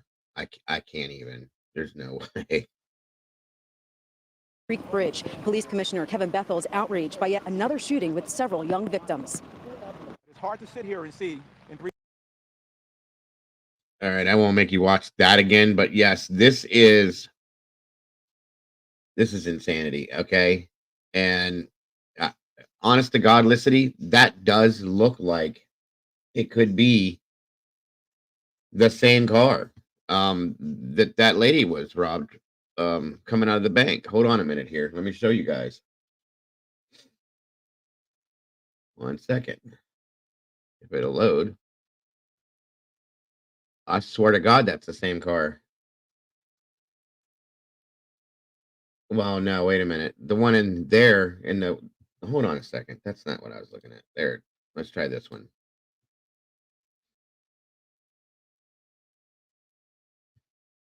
Hold up a minute, guys. Let me get this up here for you because this is interesting because I think it is. The car in that background car in the back looks like the same vehicle. Just saying. It's definitely the same color. It definitely could be. It had paper tags on it, B. I don't know. Hold on. Let me see here. Let's get that moving. If you have cancer, choose some of the most advanced cancer care. With our focus on research and commitment to clinical trials, I think you're right. University Hospital's Seidman Cancer Center is here for you. Police all across our area are warning about a rise in armed robberies targeting victims withdrawing cash from banks and ATMs. And Steve, several of these robberies have been violent. Yeah, you might not just want to dress warm if you're going out to go to a bank tomorrow. You may want to dress in a bulletproof vest because guys with guns may be waiting for you. At this Citizens Bank, a woman just 2 Fridays ago came to make a business withdrawal of $30,000 in cash and coin. And when she came out here in the parking lot, 3 guys, which she didn't know, were waiting for her, smacked her in the head with the gun, knocked her to the ground, and took off with her backpack of cash. The surveillance shows the same guys with guns staking out banks. Okay, look. You see the doors and the door handles and the color? That looks like the same damn car.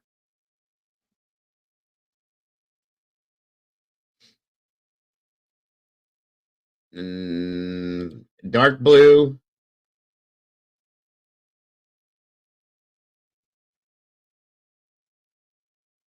That swear to God, that looks like that car. Striking cash-carrying customers during business hours, on the way into deposit, on their way out after withdrawals.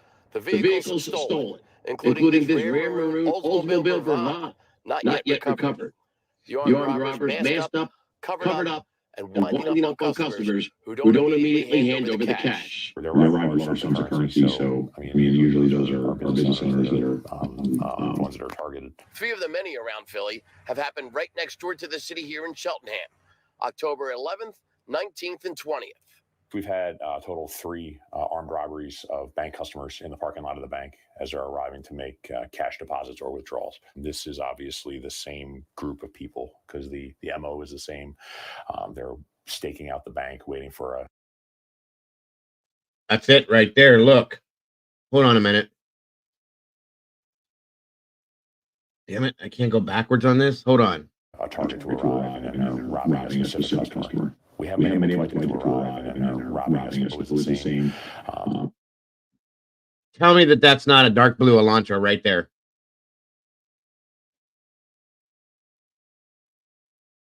Am I right or am I wrong? That looks like, to me, a dark blue Hyundai Elantra. Did they or did they not say that the shooters got out of a dark blue Hyundai Elantra?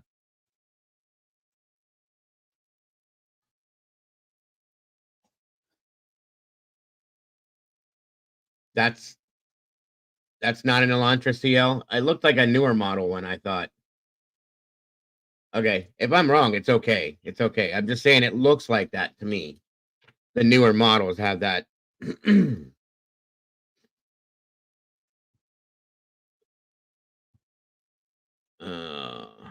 It's called jugging. I think it might be an inside bank job on some of the $30,000. That's the thing, is how did they know that that woman was going to be withdrawing $30,000? That almost sounds like it could be. You know what I mean? Like, that's a hell of a newer Toyota. Okay, Tomboy. Sorry. My apologies. I'm just saying. The teller, right? Yeah. I mean, that. But they were there waiting.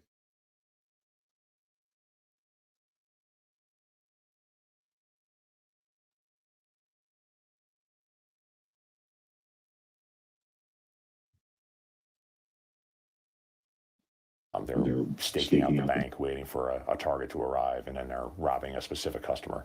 We haven't been able to identify how they're identifying the victims, how they're knowing these people are arriving with large sums of cash, whether they're carrying the money in a large bag or something like that.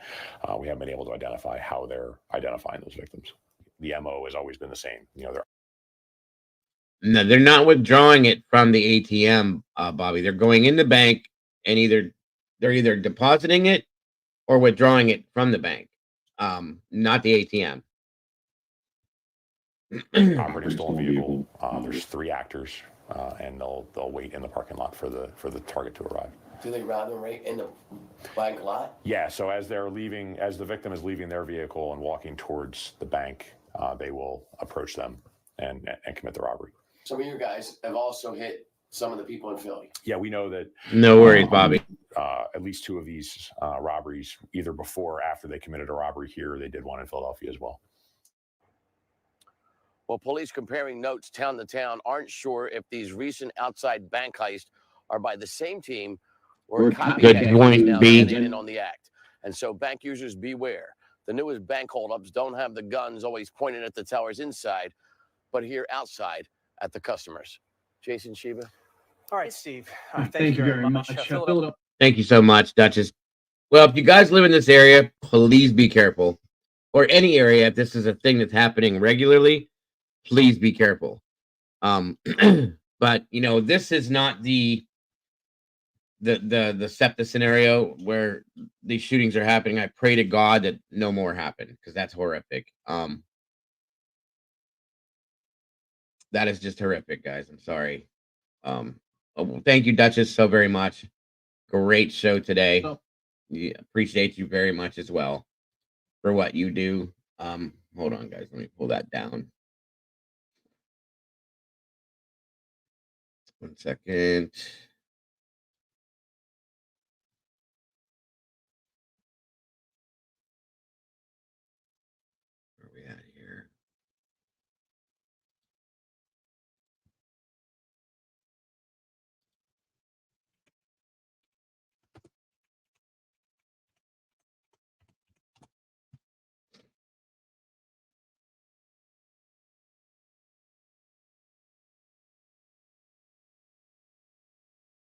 So 22 hours ago, there was a man shot while on SEPTA bus in South Philadelphia.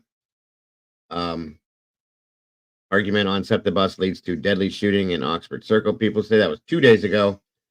And then today we have 8 people shot at this is horrific, guys. Like, it's got to stop.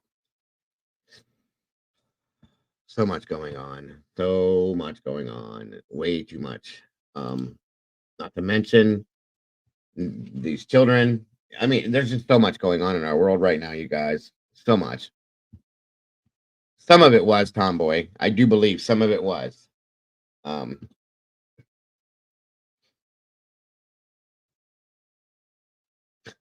Exactly. That's just Kaylee Kinder has been found safe and sound, Terry. Thank the Lord.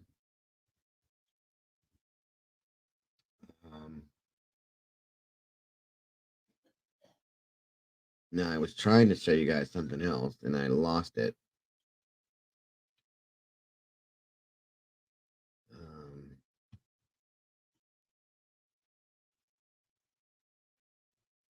Let's see here. Okay.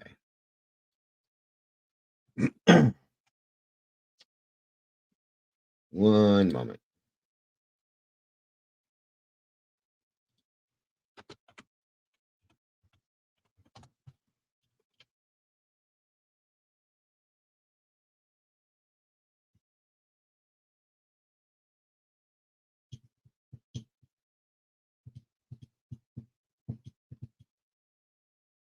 Okay.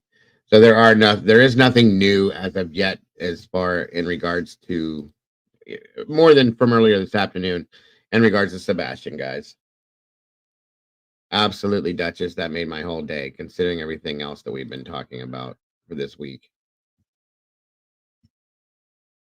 I don't know. Let me check real quick, Duchess.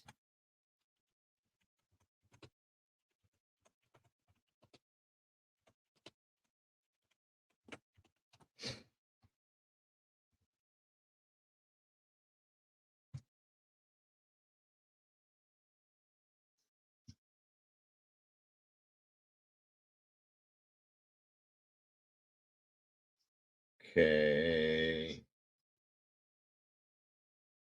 All right, this is from 9 hours ago.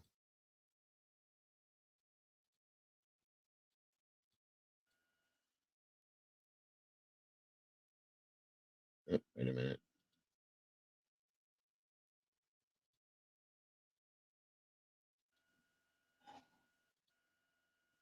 We're getting a lot of.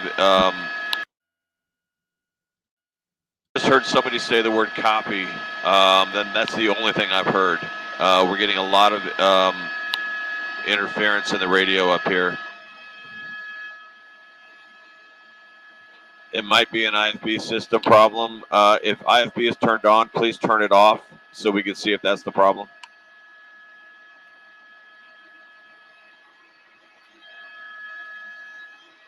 Eagle, we will investigate.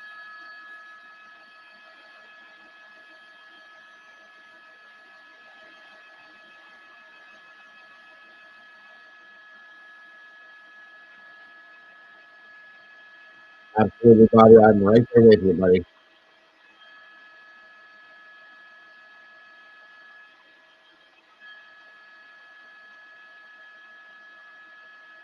Very possible, Terry. I don't know. I don't want to speculate on something that heavy and make people are very important. That's not anything is possible. We just have to be ready for it. That's all I can think of today.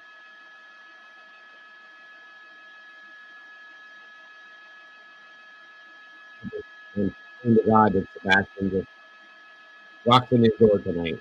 That's what makes me whole week with everything I've done. Any of us have done it out. Doesn't make it worth it all. Right there.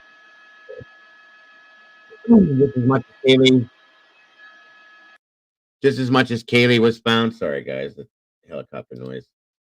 I would love for Sebastian to be found. I would love for them to say that they found Elijah. I don't think they're going to find him the way we want them to, but it'd still be nice to bring him home. So my fingers are crossed. My prayers are going up daily for these children and everything else that's going on, you guys. It's just so much. And we got to stay as positive as we can. Understand that. I know it's a lot of negativity that's floating around, and it causes negative, negative energy to be pushed out into the world. But we have to promote as much positivity as we can because of that, regardless of the situation. Regardless of the situation, the world could be coming to an end tomorrow, guys. We still have to stay positive, period, because we are all we have. We have to support each other. We have to lift each other up. We have to keep each other together, guys. That's fact. We don't have nothing else but each other. That's what I'm saying. Oh, absolutely, guys. If we can, again, moderators, please drop the link for Duchess's channel and Arctic Fox True Crime as well. Please, again, one more time if we can. Thank you very much for that. Both great channels. Both part of this community that is out here trying to do something to help in changing this situation in a big way. I know, Brian. That's what I'm saying. We have to continue to promote the positivity, sir. Exactly, Patriot. There you go. Yeah, I'm not saying anybody's being negative. I'm saying we have to continue to promote positivity. That's all. So as of yet, Duchess, I don't see anything new.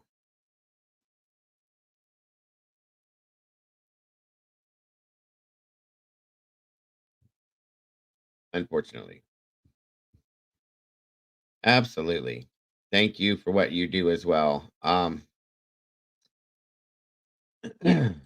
Where did that go? Unfortunately, I don't think Elijah. I agree with that, Victoria. Sadly, I hate to say that, but I do agree with that.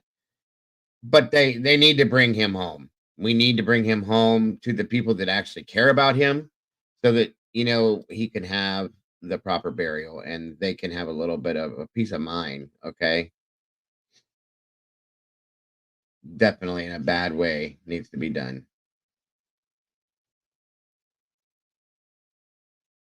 We got to keep our eyes open, folks, and our mouths going wholeheartedly. I don't understand what you mean there, buddy.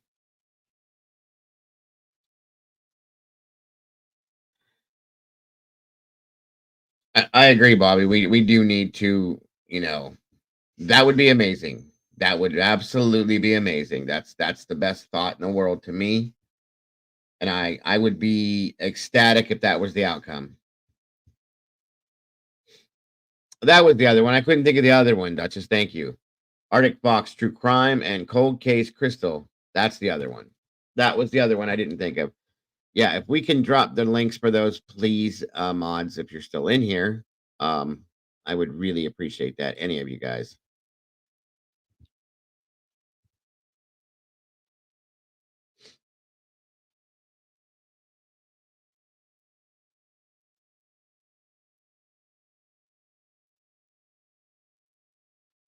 Oh, wait a minute. Nope, different one.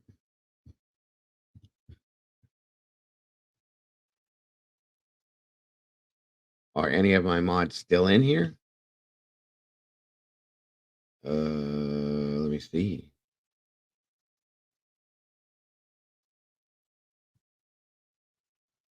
Mikey.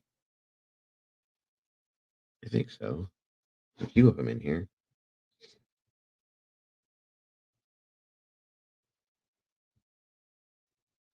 Okay. And of course, there she is, Miss Sherry, always coming in clutch. All right, there's the link for Duchess's channel, guys.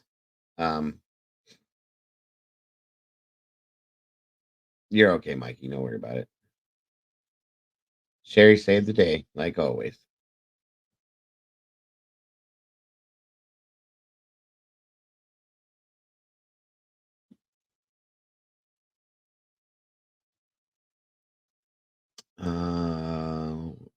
I think that was.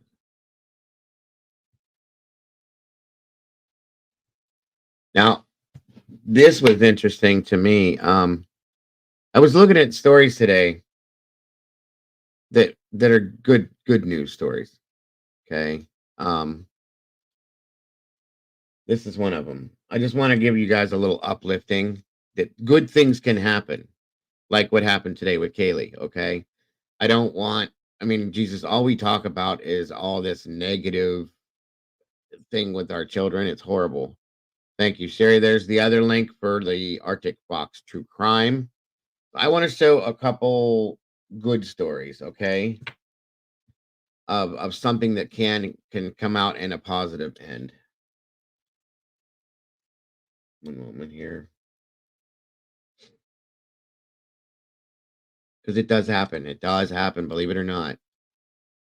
Yes, she was, JC. She was found safe today. She's safe and sound at home with her family. Thank the Lord. Okay, also there is Trev time as well. Thank you, Sherry, again. Yeah, that's what I'm saying, Draw. And you know what I mean? Like, we need to see some good outcome to some things that do happen. It's from a couple years ago, but it's still a very positive outlook. What's the matter, Sherry? You said stop. What's that?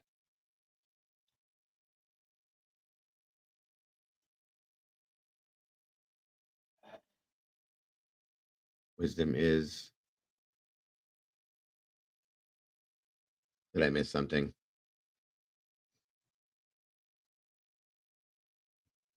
Regardless, thank you, Wisdom, so much for that. I appreciate you putting those links out very much. All right, guys, check this story out.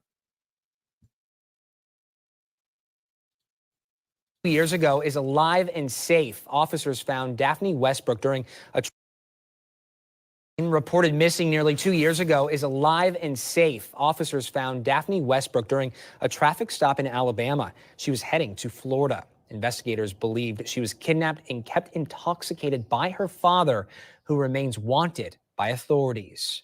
After 2 years and exhaustive searches, 18-year-old Daphne Westbrook was found safe. She just turned 18 years old. She was found driving in Samson, Alabama, about an hour west of Dothan. She was pulled over because she didn't have a tag light. This was around 1:30 this morning. These were photos taken of her and her dog and the car she was traveling in. She was alone. She said she was coming from New Mexico. From New Mexico? Yes. And what's in New Mexico? We believe that's where she was. With her father? It's possible. She says she was not with her father.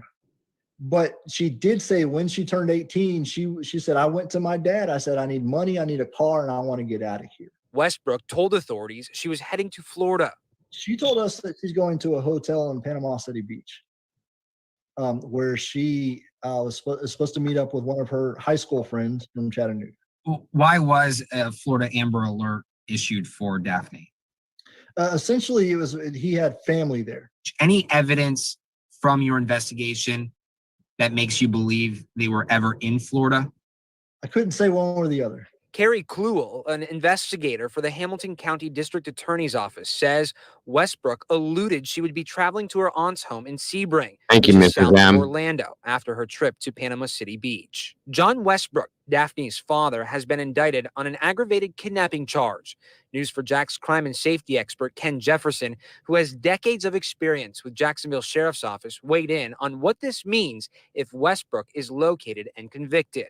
He's looking at 20-plus years if he's convicted of aggravated kidnapping charges, because that's a serious felony. Do you suspect this investigation will lead to charges? Given the evidence we have uncovered to this point, I would not at all be surprised if there were charges to follow. Investigators say Daphne was not cooperative and refused to speak with her mother, who has been searching for her for years. Now, see, that's good. She was found. Okay. Now she's probably been brainwashed by the father, which is why she doesn't want to speak with the father and refuses to claim that he's the one that had her. But it does happen. There's this, I can't think of the name of it right now. I want to say, it's not Stockholm syndrome. Welcome back, Molly. But that's what I'm saying. Yeah, I see you, Sherry. Wisdom. I don't know. You and Doodle have me confused. I'm sorry. Anyway, so that's one story.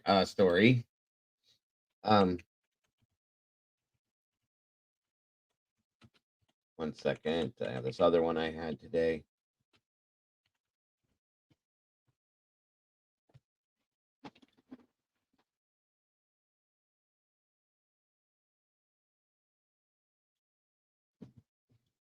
And then we have Charlotte Cena. I don't know if you guys remember her. One second here. This was awesome when this happened too. So it does happen, you guys. Is what I want you to see. Not always negative. Story that we want to get to.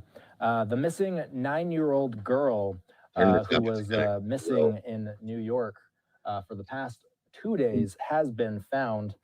This is 9-year-old Charlotte Cena has reportedly been found. Fox News Digital can confirm this. New York State Police announced on Monday night that a suspect has been taken into custody and the girl is reportedly in good health. Authorities are actively investigating the situation there.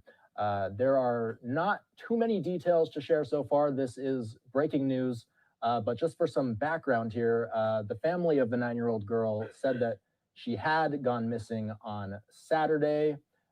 They said that she could have been in imminent danger. She vanished during a bike ride while camping at New York's Morrow Lake State Park with her family on Saturday evening. The governor of New York saying this was every parent's nightmare, but as you can see here, this tweet from the New York State Police saying that this one ending with some good news. Their tweet reading, Amber Alert. Basically, you can stand down from the Amber Alert. Charlotte has been found safely. You see New York Governor Hochul there saying, after a 48 hours long search, Charlotte Cena has been found. She is extremely grateful to New York Police, New York State Parks Police, and all of the partners who worked to locate Charlotte and ensure that she could return home safely.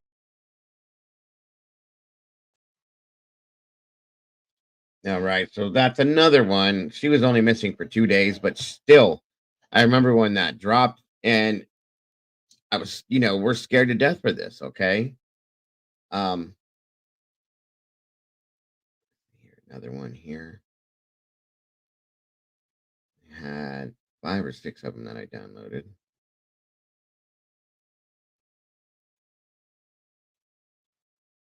Where is it?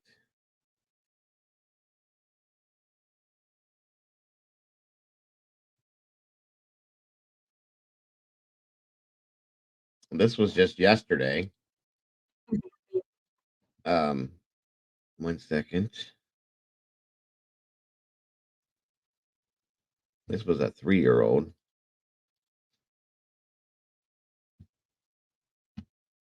For a family down in Van Buren County this week after a sheriff's office canine helped track down a missing toddler. This is not the only child Have a great the night, office helped Duchess. save. News 8's Megan Bunchman in studio now with more on this story. Megan. Brian Sue, good evening. Multiple departments responded to the call of a missing 3-year-old yesterday afternoon. And while some new technology was used like drones, Canine Kuno may have upstaged them all. God willing, we had a good positive ending on this one. A happy ending after a terrifying call yesterday to Van Buren County Dispatch. And the little child actually pushed the screen out and crawled out through the window and did what kids do, just took off. A 3-year-old boy wandered off into the woods near his home on 68th Street, south of Baseline Road, around 4 o'clock Monday, wearing nothing but a diaper. So we knew not only was the streams there, these ponds, and that bigger lake was there. And that was our biggest fear right from the get-go. It was just gut-wrenching.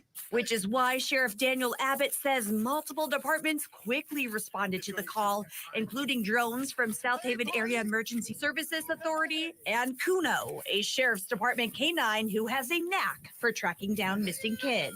Particular canine actually has already found 4 children with the same type scenario. So dispatch reached out to that canine officer and he come en route immediately.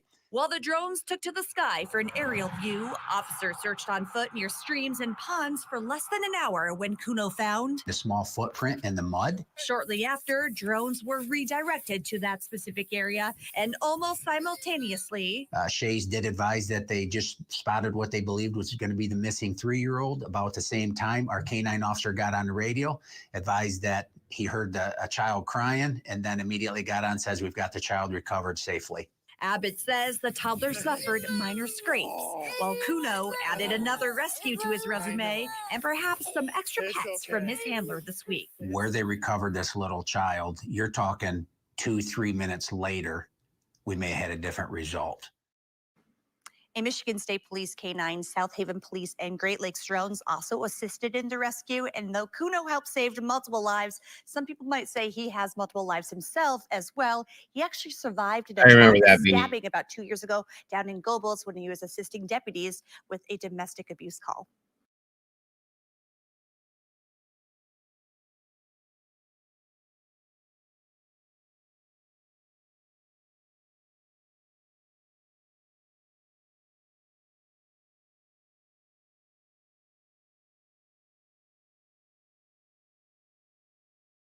Sorry, I was muted. So again, guys, there are some, excuse me, some good situations. Okay,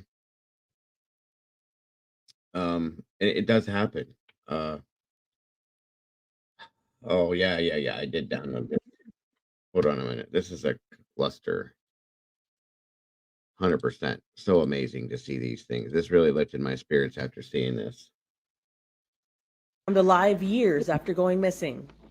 Morning. In 2022, Utah deputies made an astonishing discovery after approaching a man who was cold and down on his luck. You want to come sit in his car and warm up for a minute? Police found him outside a gas station in Park City, Utah.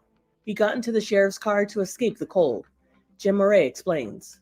They took his fingerprints in the car and then did some more digging and realized something extraordinary. He seemed to be a match for a teenager who'd been reported missing nearly 3 years ago. Connor Jack Oswald vanished from his home in Clear Lake, California in 2019 when he was 16. He'd been diagnosed with autism. The sheriff's office contacted the missing teen's family. Is it him? A little bit older, but yeah. My sweetheart's wife. Oh my God. He's my baby, you know. I never stop looking. Every day. You don't know how many times I've dreamed of that call or just opening the door and he was there. Not much was known about where Connor Jack was for 3 years. Everybody in that room was a parent. And how could you not be that emotional? What the sheriffs did is incredible. It was like winning $1 billion. In 2021, there were tears of joy and disbelief when a family in China was reunited after over 2 decades. In 1997, their 2-year-old son was playing outside their home when he was abducted. He was then reportedly sold to another family. An official investigation into the child's disappearance wasn't successful, but the boy's parents did not give up. His father started his own search, and for 24 years, he traversed China on a motorcycle, handing out flyers and following leads. During the quest, he burned through 10 bikes, all of the family's savings, and got into several traffic accidents. But he was determined to find his boy. His search was over when police located a man matching the description of the son. A DNA test confirmed his identity, and the 26-year-old man was reunited with his parents. In 2018, prayers were answered for the family of a teenager missing for 5 years. She's alive. That is the best thing that could have possibly happened. Emily Paul was 14 when she vanished in 2013 from Tallahassee, Florida.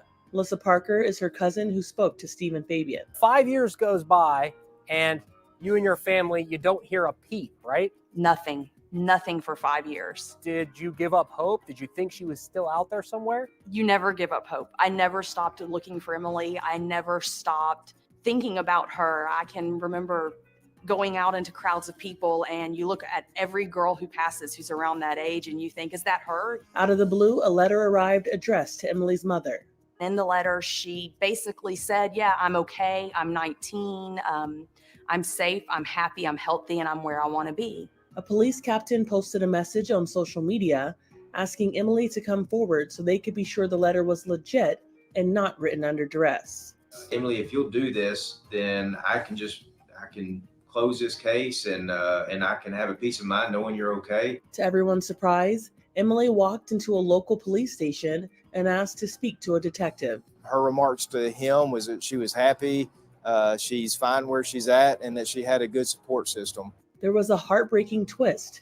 Emily didn't want her family to know her whereabouts. It's crazy, but she's an adult now and she gets to make that decision. I have no idea what it could take to get her to come home. I'm just hoping one day that she'll want to come back into all of our lives and be a part of it again. Alex Batty was just 11 years old when he went missing in Spain in 2017. In 2023, he was found safe in France. It gives me great pleasure to I remember say that. Alex has now made his safe return back to the UK after 6 years. The Greater Manchester Police says Alex never returned home from a vacation he went on with his mother and grandfather, neither of whom had guardianship of him at the time. The teen was found walking along a road in a town near Toulouse, France, and identified himself to a driver who stopped to ask him if he needed a ride. He was reportedly taken to a spiritual commune in Spain and decided to leave on his own. We are yet to fully establish the circumstances surrounding his disappearance, but no matter what, understand that this may be an overwhelming process. He may now be 6 years older than when he went missing, but he is still a young person. Alex was later reunited with his grandmother. For Inside Edition,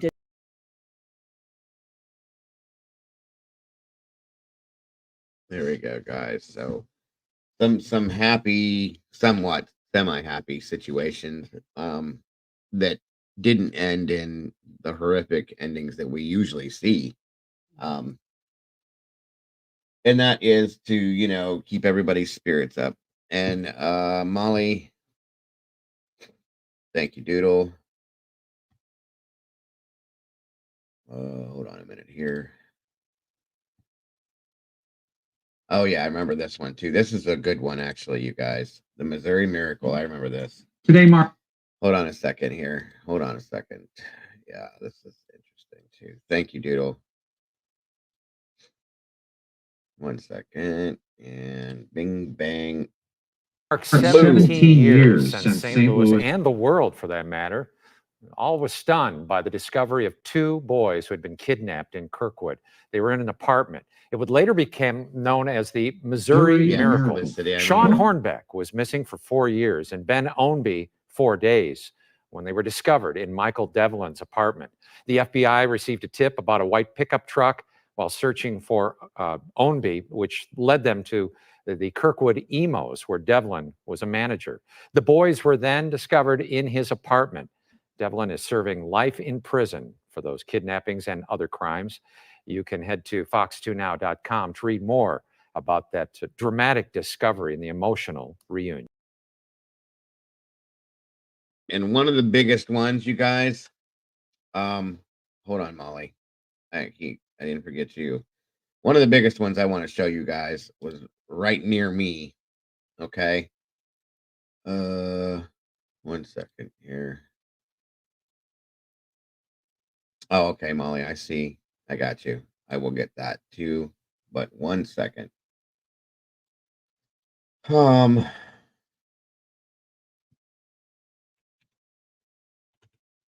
don't know how many of you guys know about this.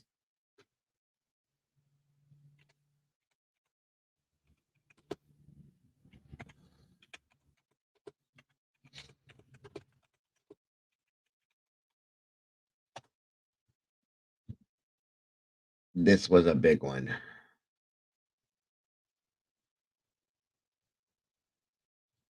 The 3 men accused a few years back, like 10 years ago.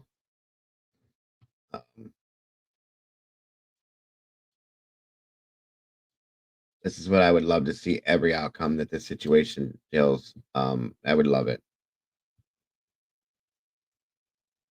This was literally like 20 minutes, half hour. Well, about 40 minutes actually for me.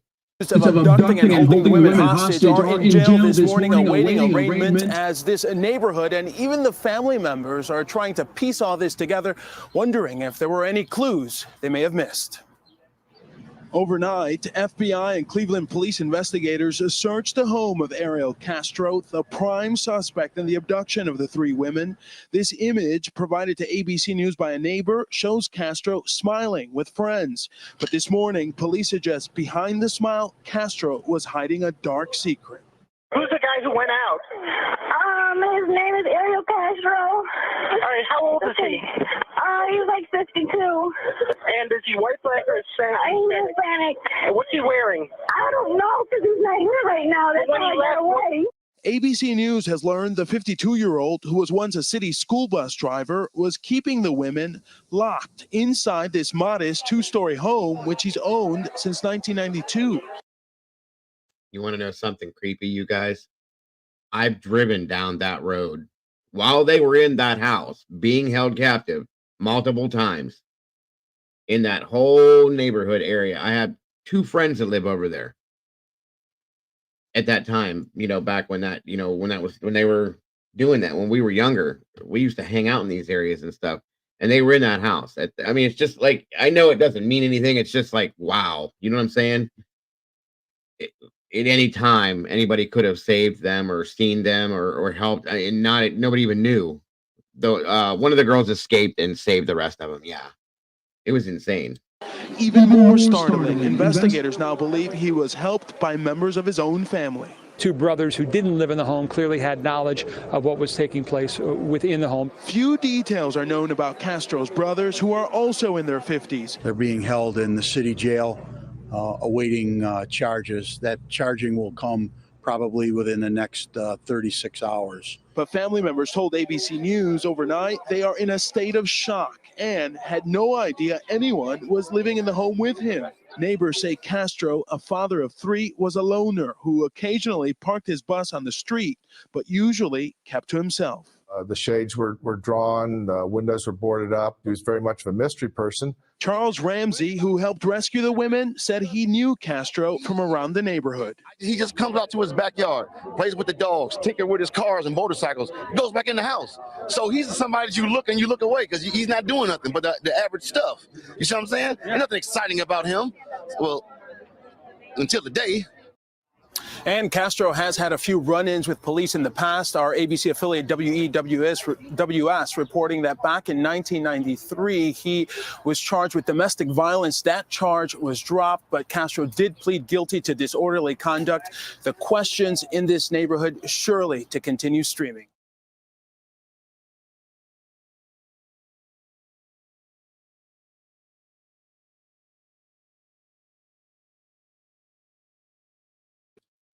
Ten years they were in that house. It was insane. And he's deceased now. He died in prison.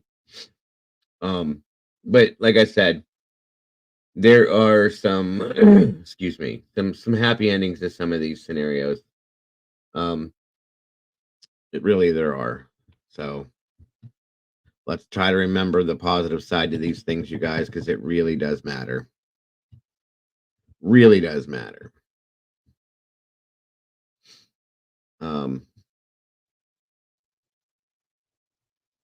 Let me see here.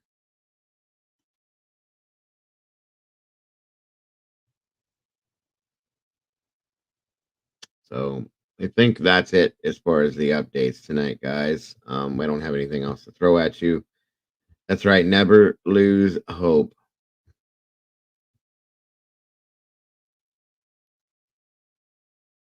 Wow, that's crazy, NFT. Crazy stuff, for real.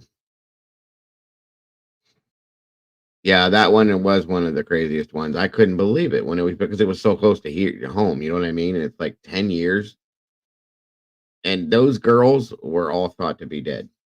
Okay, I mean their families lived their lives as if they were deceased.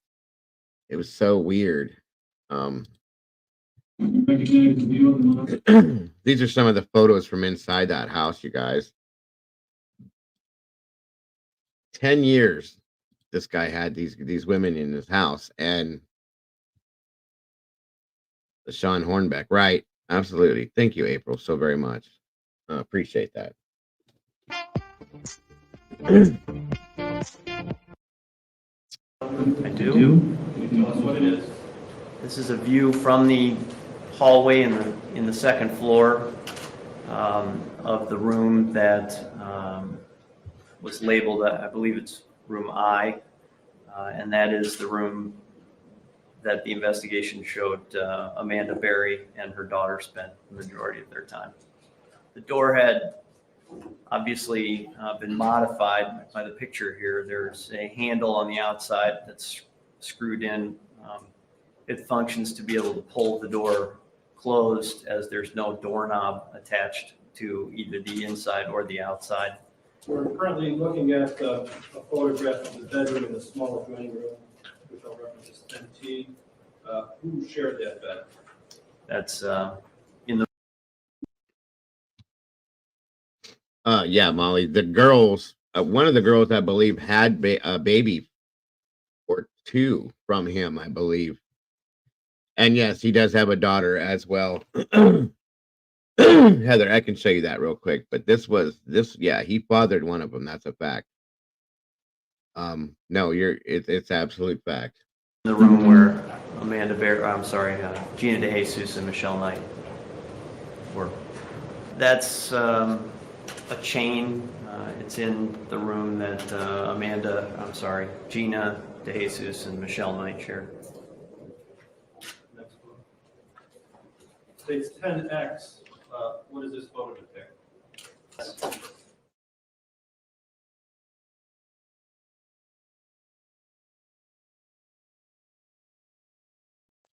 Crazy. Laura Rich, good to see you. That's where he kept him. 1 second here. This is what you had asked about.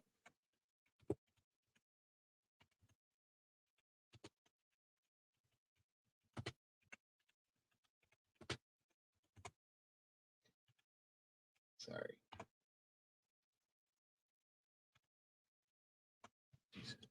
Learn how to type. There you go. There it is. Anderson Cooper, 316. Weeknights at 8. All these weird things. All right. So this is Ariel Castro. That was his name. The guy that kidnapped them and kept them hostage for all those years. This is his daughter.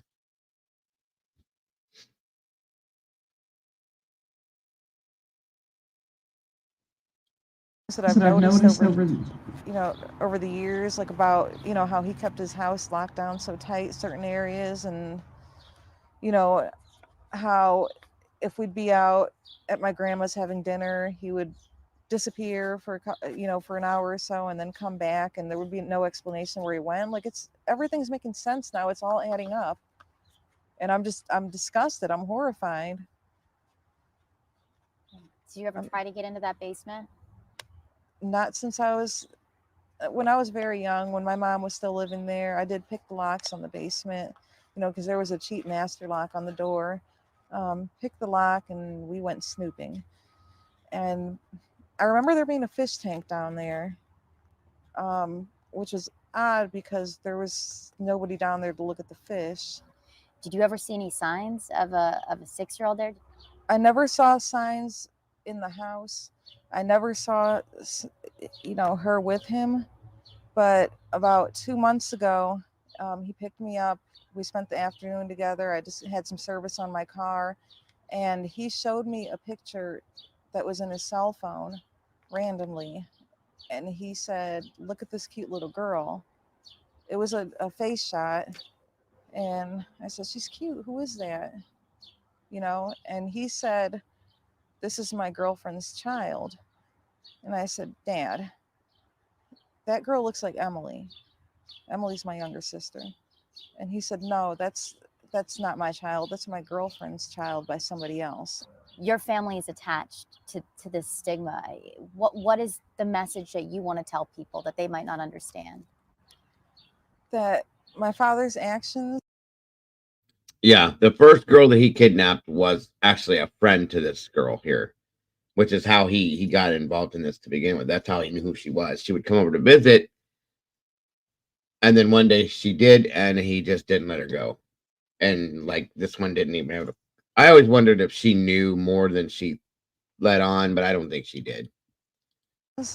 Are not a reflection of everyone in the family. They're definitely not a reflection of myself or my children. We don't have Munster in our blood. I believe Never so, wanna talk like JC. that again. No, I have no problem cutting him out of my life. I have no problem doing that. I never want to see him again. And another thing that I would like to ask him is, when did you think this was going to be over? How did you think it was going to end? You're 52 years old. Did you think that you can carry this charade forever? What did you think that was going to happen? And eventually you would have been caught. And then what of these girls? What of your family? You didn't care. What message do you have for these girls? They're safe now. They're no longer there, but they were held captive and their whole lives were turned upside down. I mean, what message do you have for these women and their families? I feel so much sorrow that you had to endure this. I'm glad that you're back home with your family finally, because they never stopped thinking about you. They never forgot you. They always thought you were alive when everybody else thought you were gone.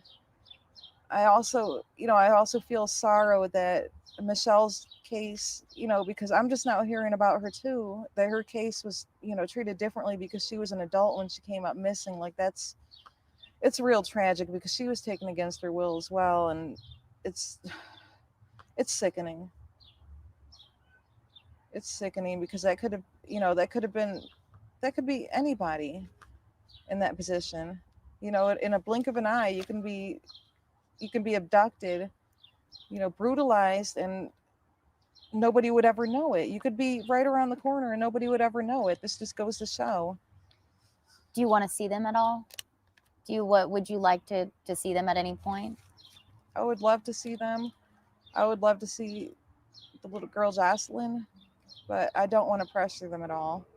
And that's maybe further down the road. Maybe it'll be a possibility. I would really love that, but right now these girls need to heal.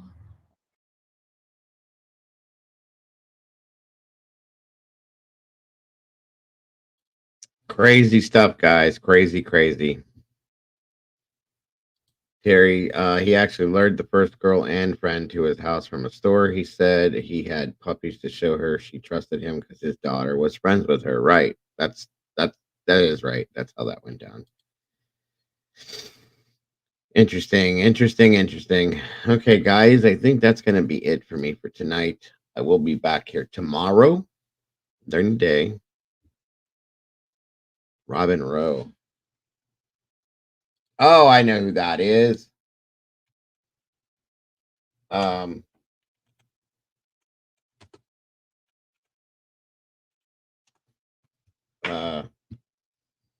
Yep, I do remember that. She was actually from Idaho. Hold on a minute.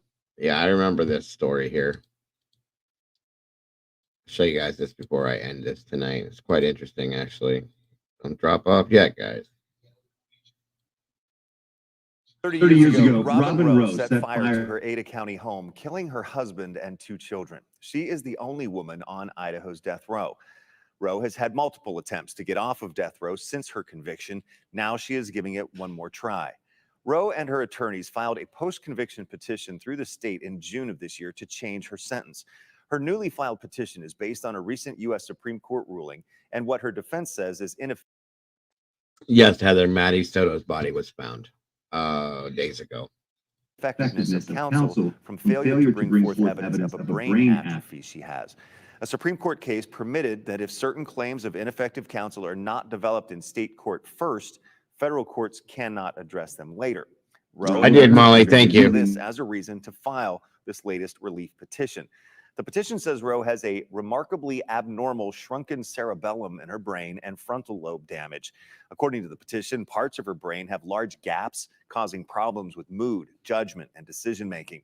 The defense said Rowe was born with the defect, but factors in her childhood may have also contributed, worsening the condition. They say these issues were not originally Have a good night, by Felicity. her defense, making the defense ineffective. They claim she could have received life in prison instead of the death penalty if these factors were addressed during her sentencing. Rowe is currently at a correctional facility in Pocatello, waiting on her motion hearing that's coming up on August 2nd. You can read the full story about this on ktvb.com.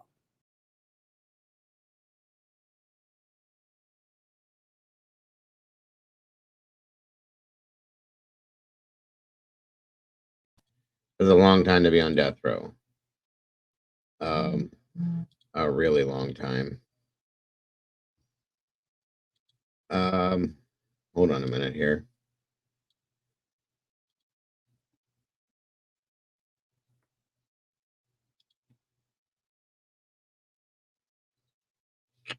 Oh yeah, I got that. I can't play that on here because both Rogan and Phil will strike me, so I can't play it. But it's it's very interesting. I saw this a little bit earlier, and it's crazy. It's absolutely crazy. The title of it is "They're Selling People at Our Border." Imagine that, guys. How about that? It's very sad. But thank you, Molly. Thank you. Yeah, I can't play it because Dr. Phil strikes you as soon as you say his name, and Rogan does the same thing. So I can't play either. They're both in the same video, unfortunately. But yeah, it's factual information. They're selling people at our border. What's going on? Yeah, Mike. Makes you want to rent a cabin in the woods, leave all the doors open, and watch that movie in the middle of the night. 100%. Yeah, I would write them a letter. You go ahead and do that. See what they say. Be nice to them, though, Molly. Be nice. Please.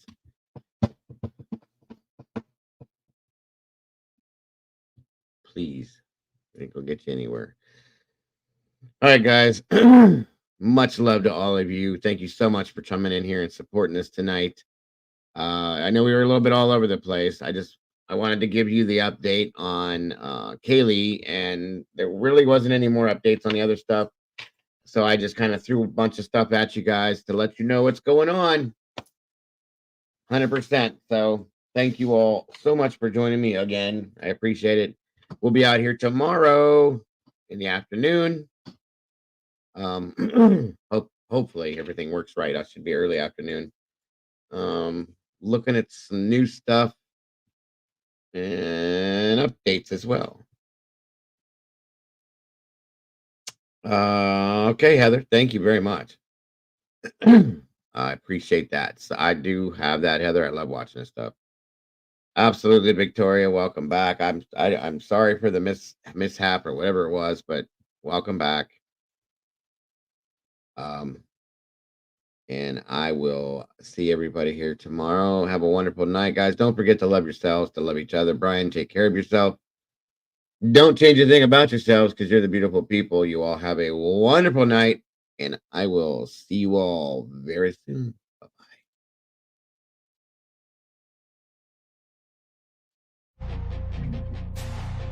Bye-bye.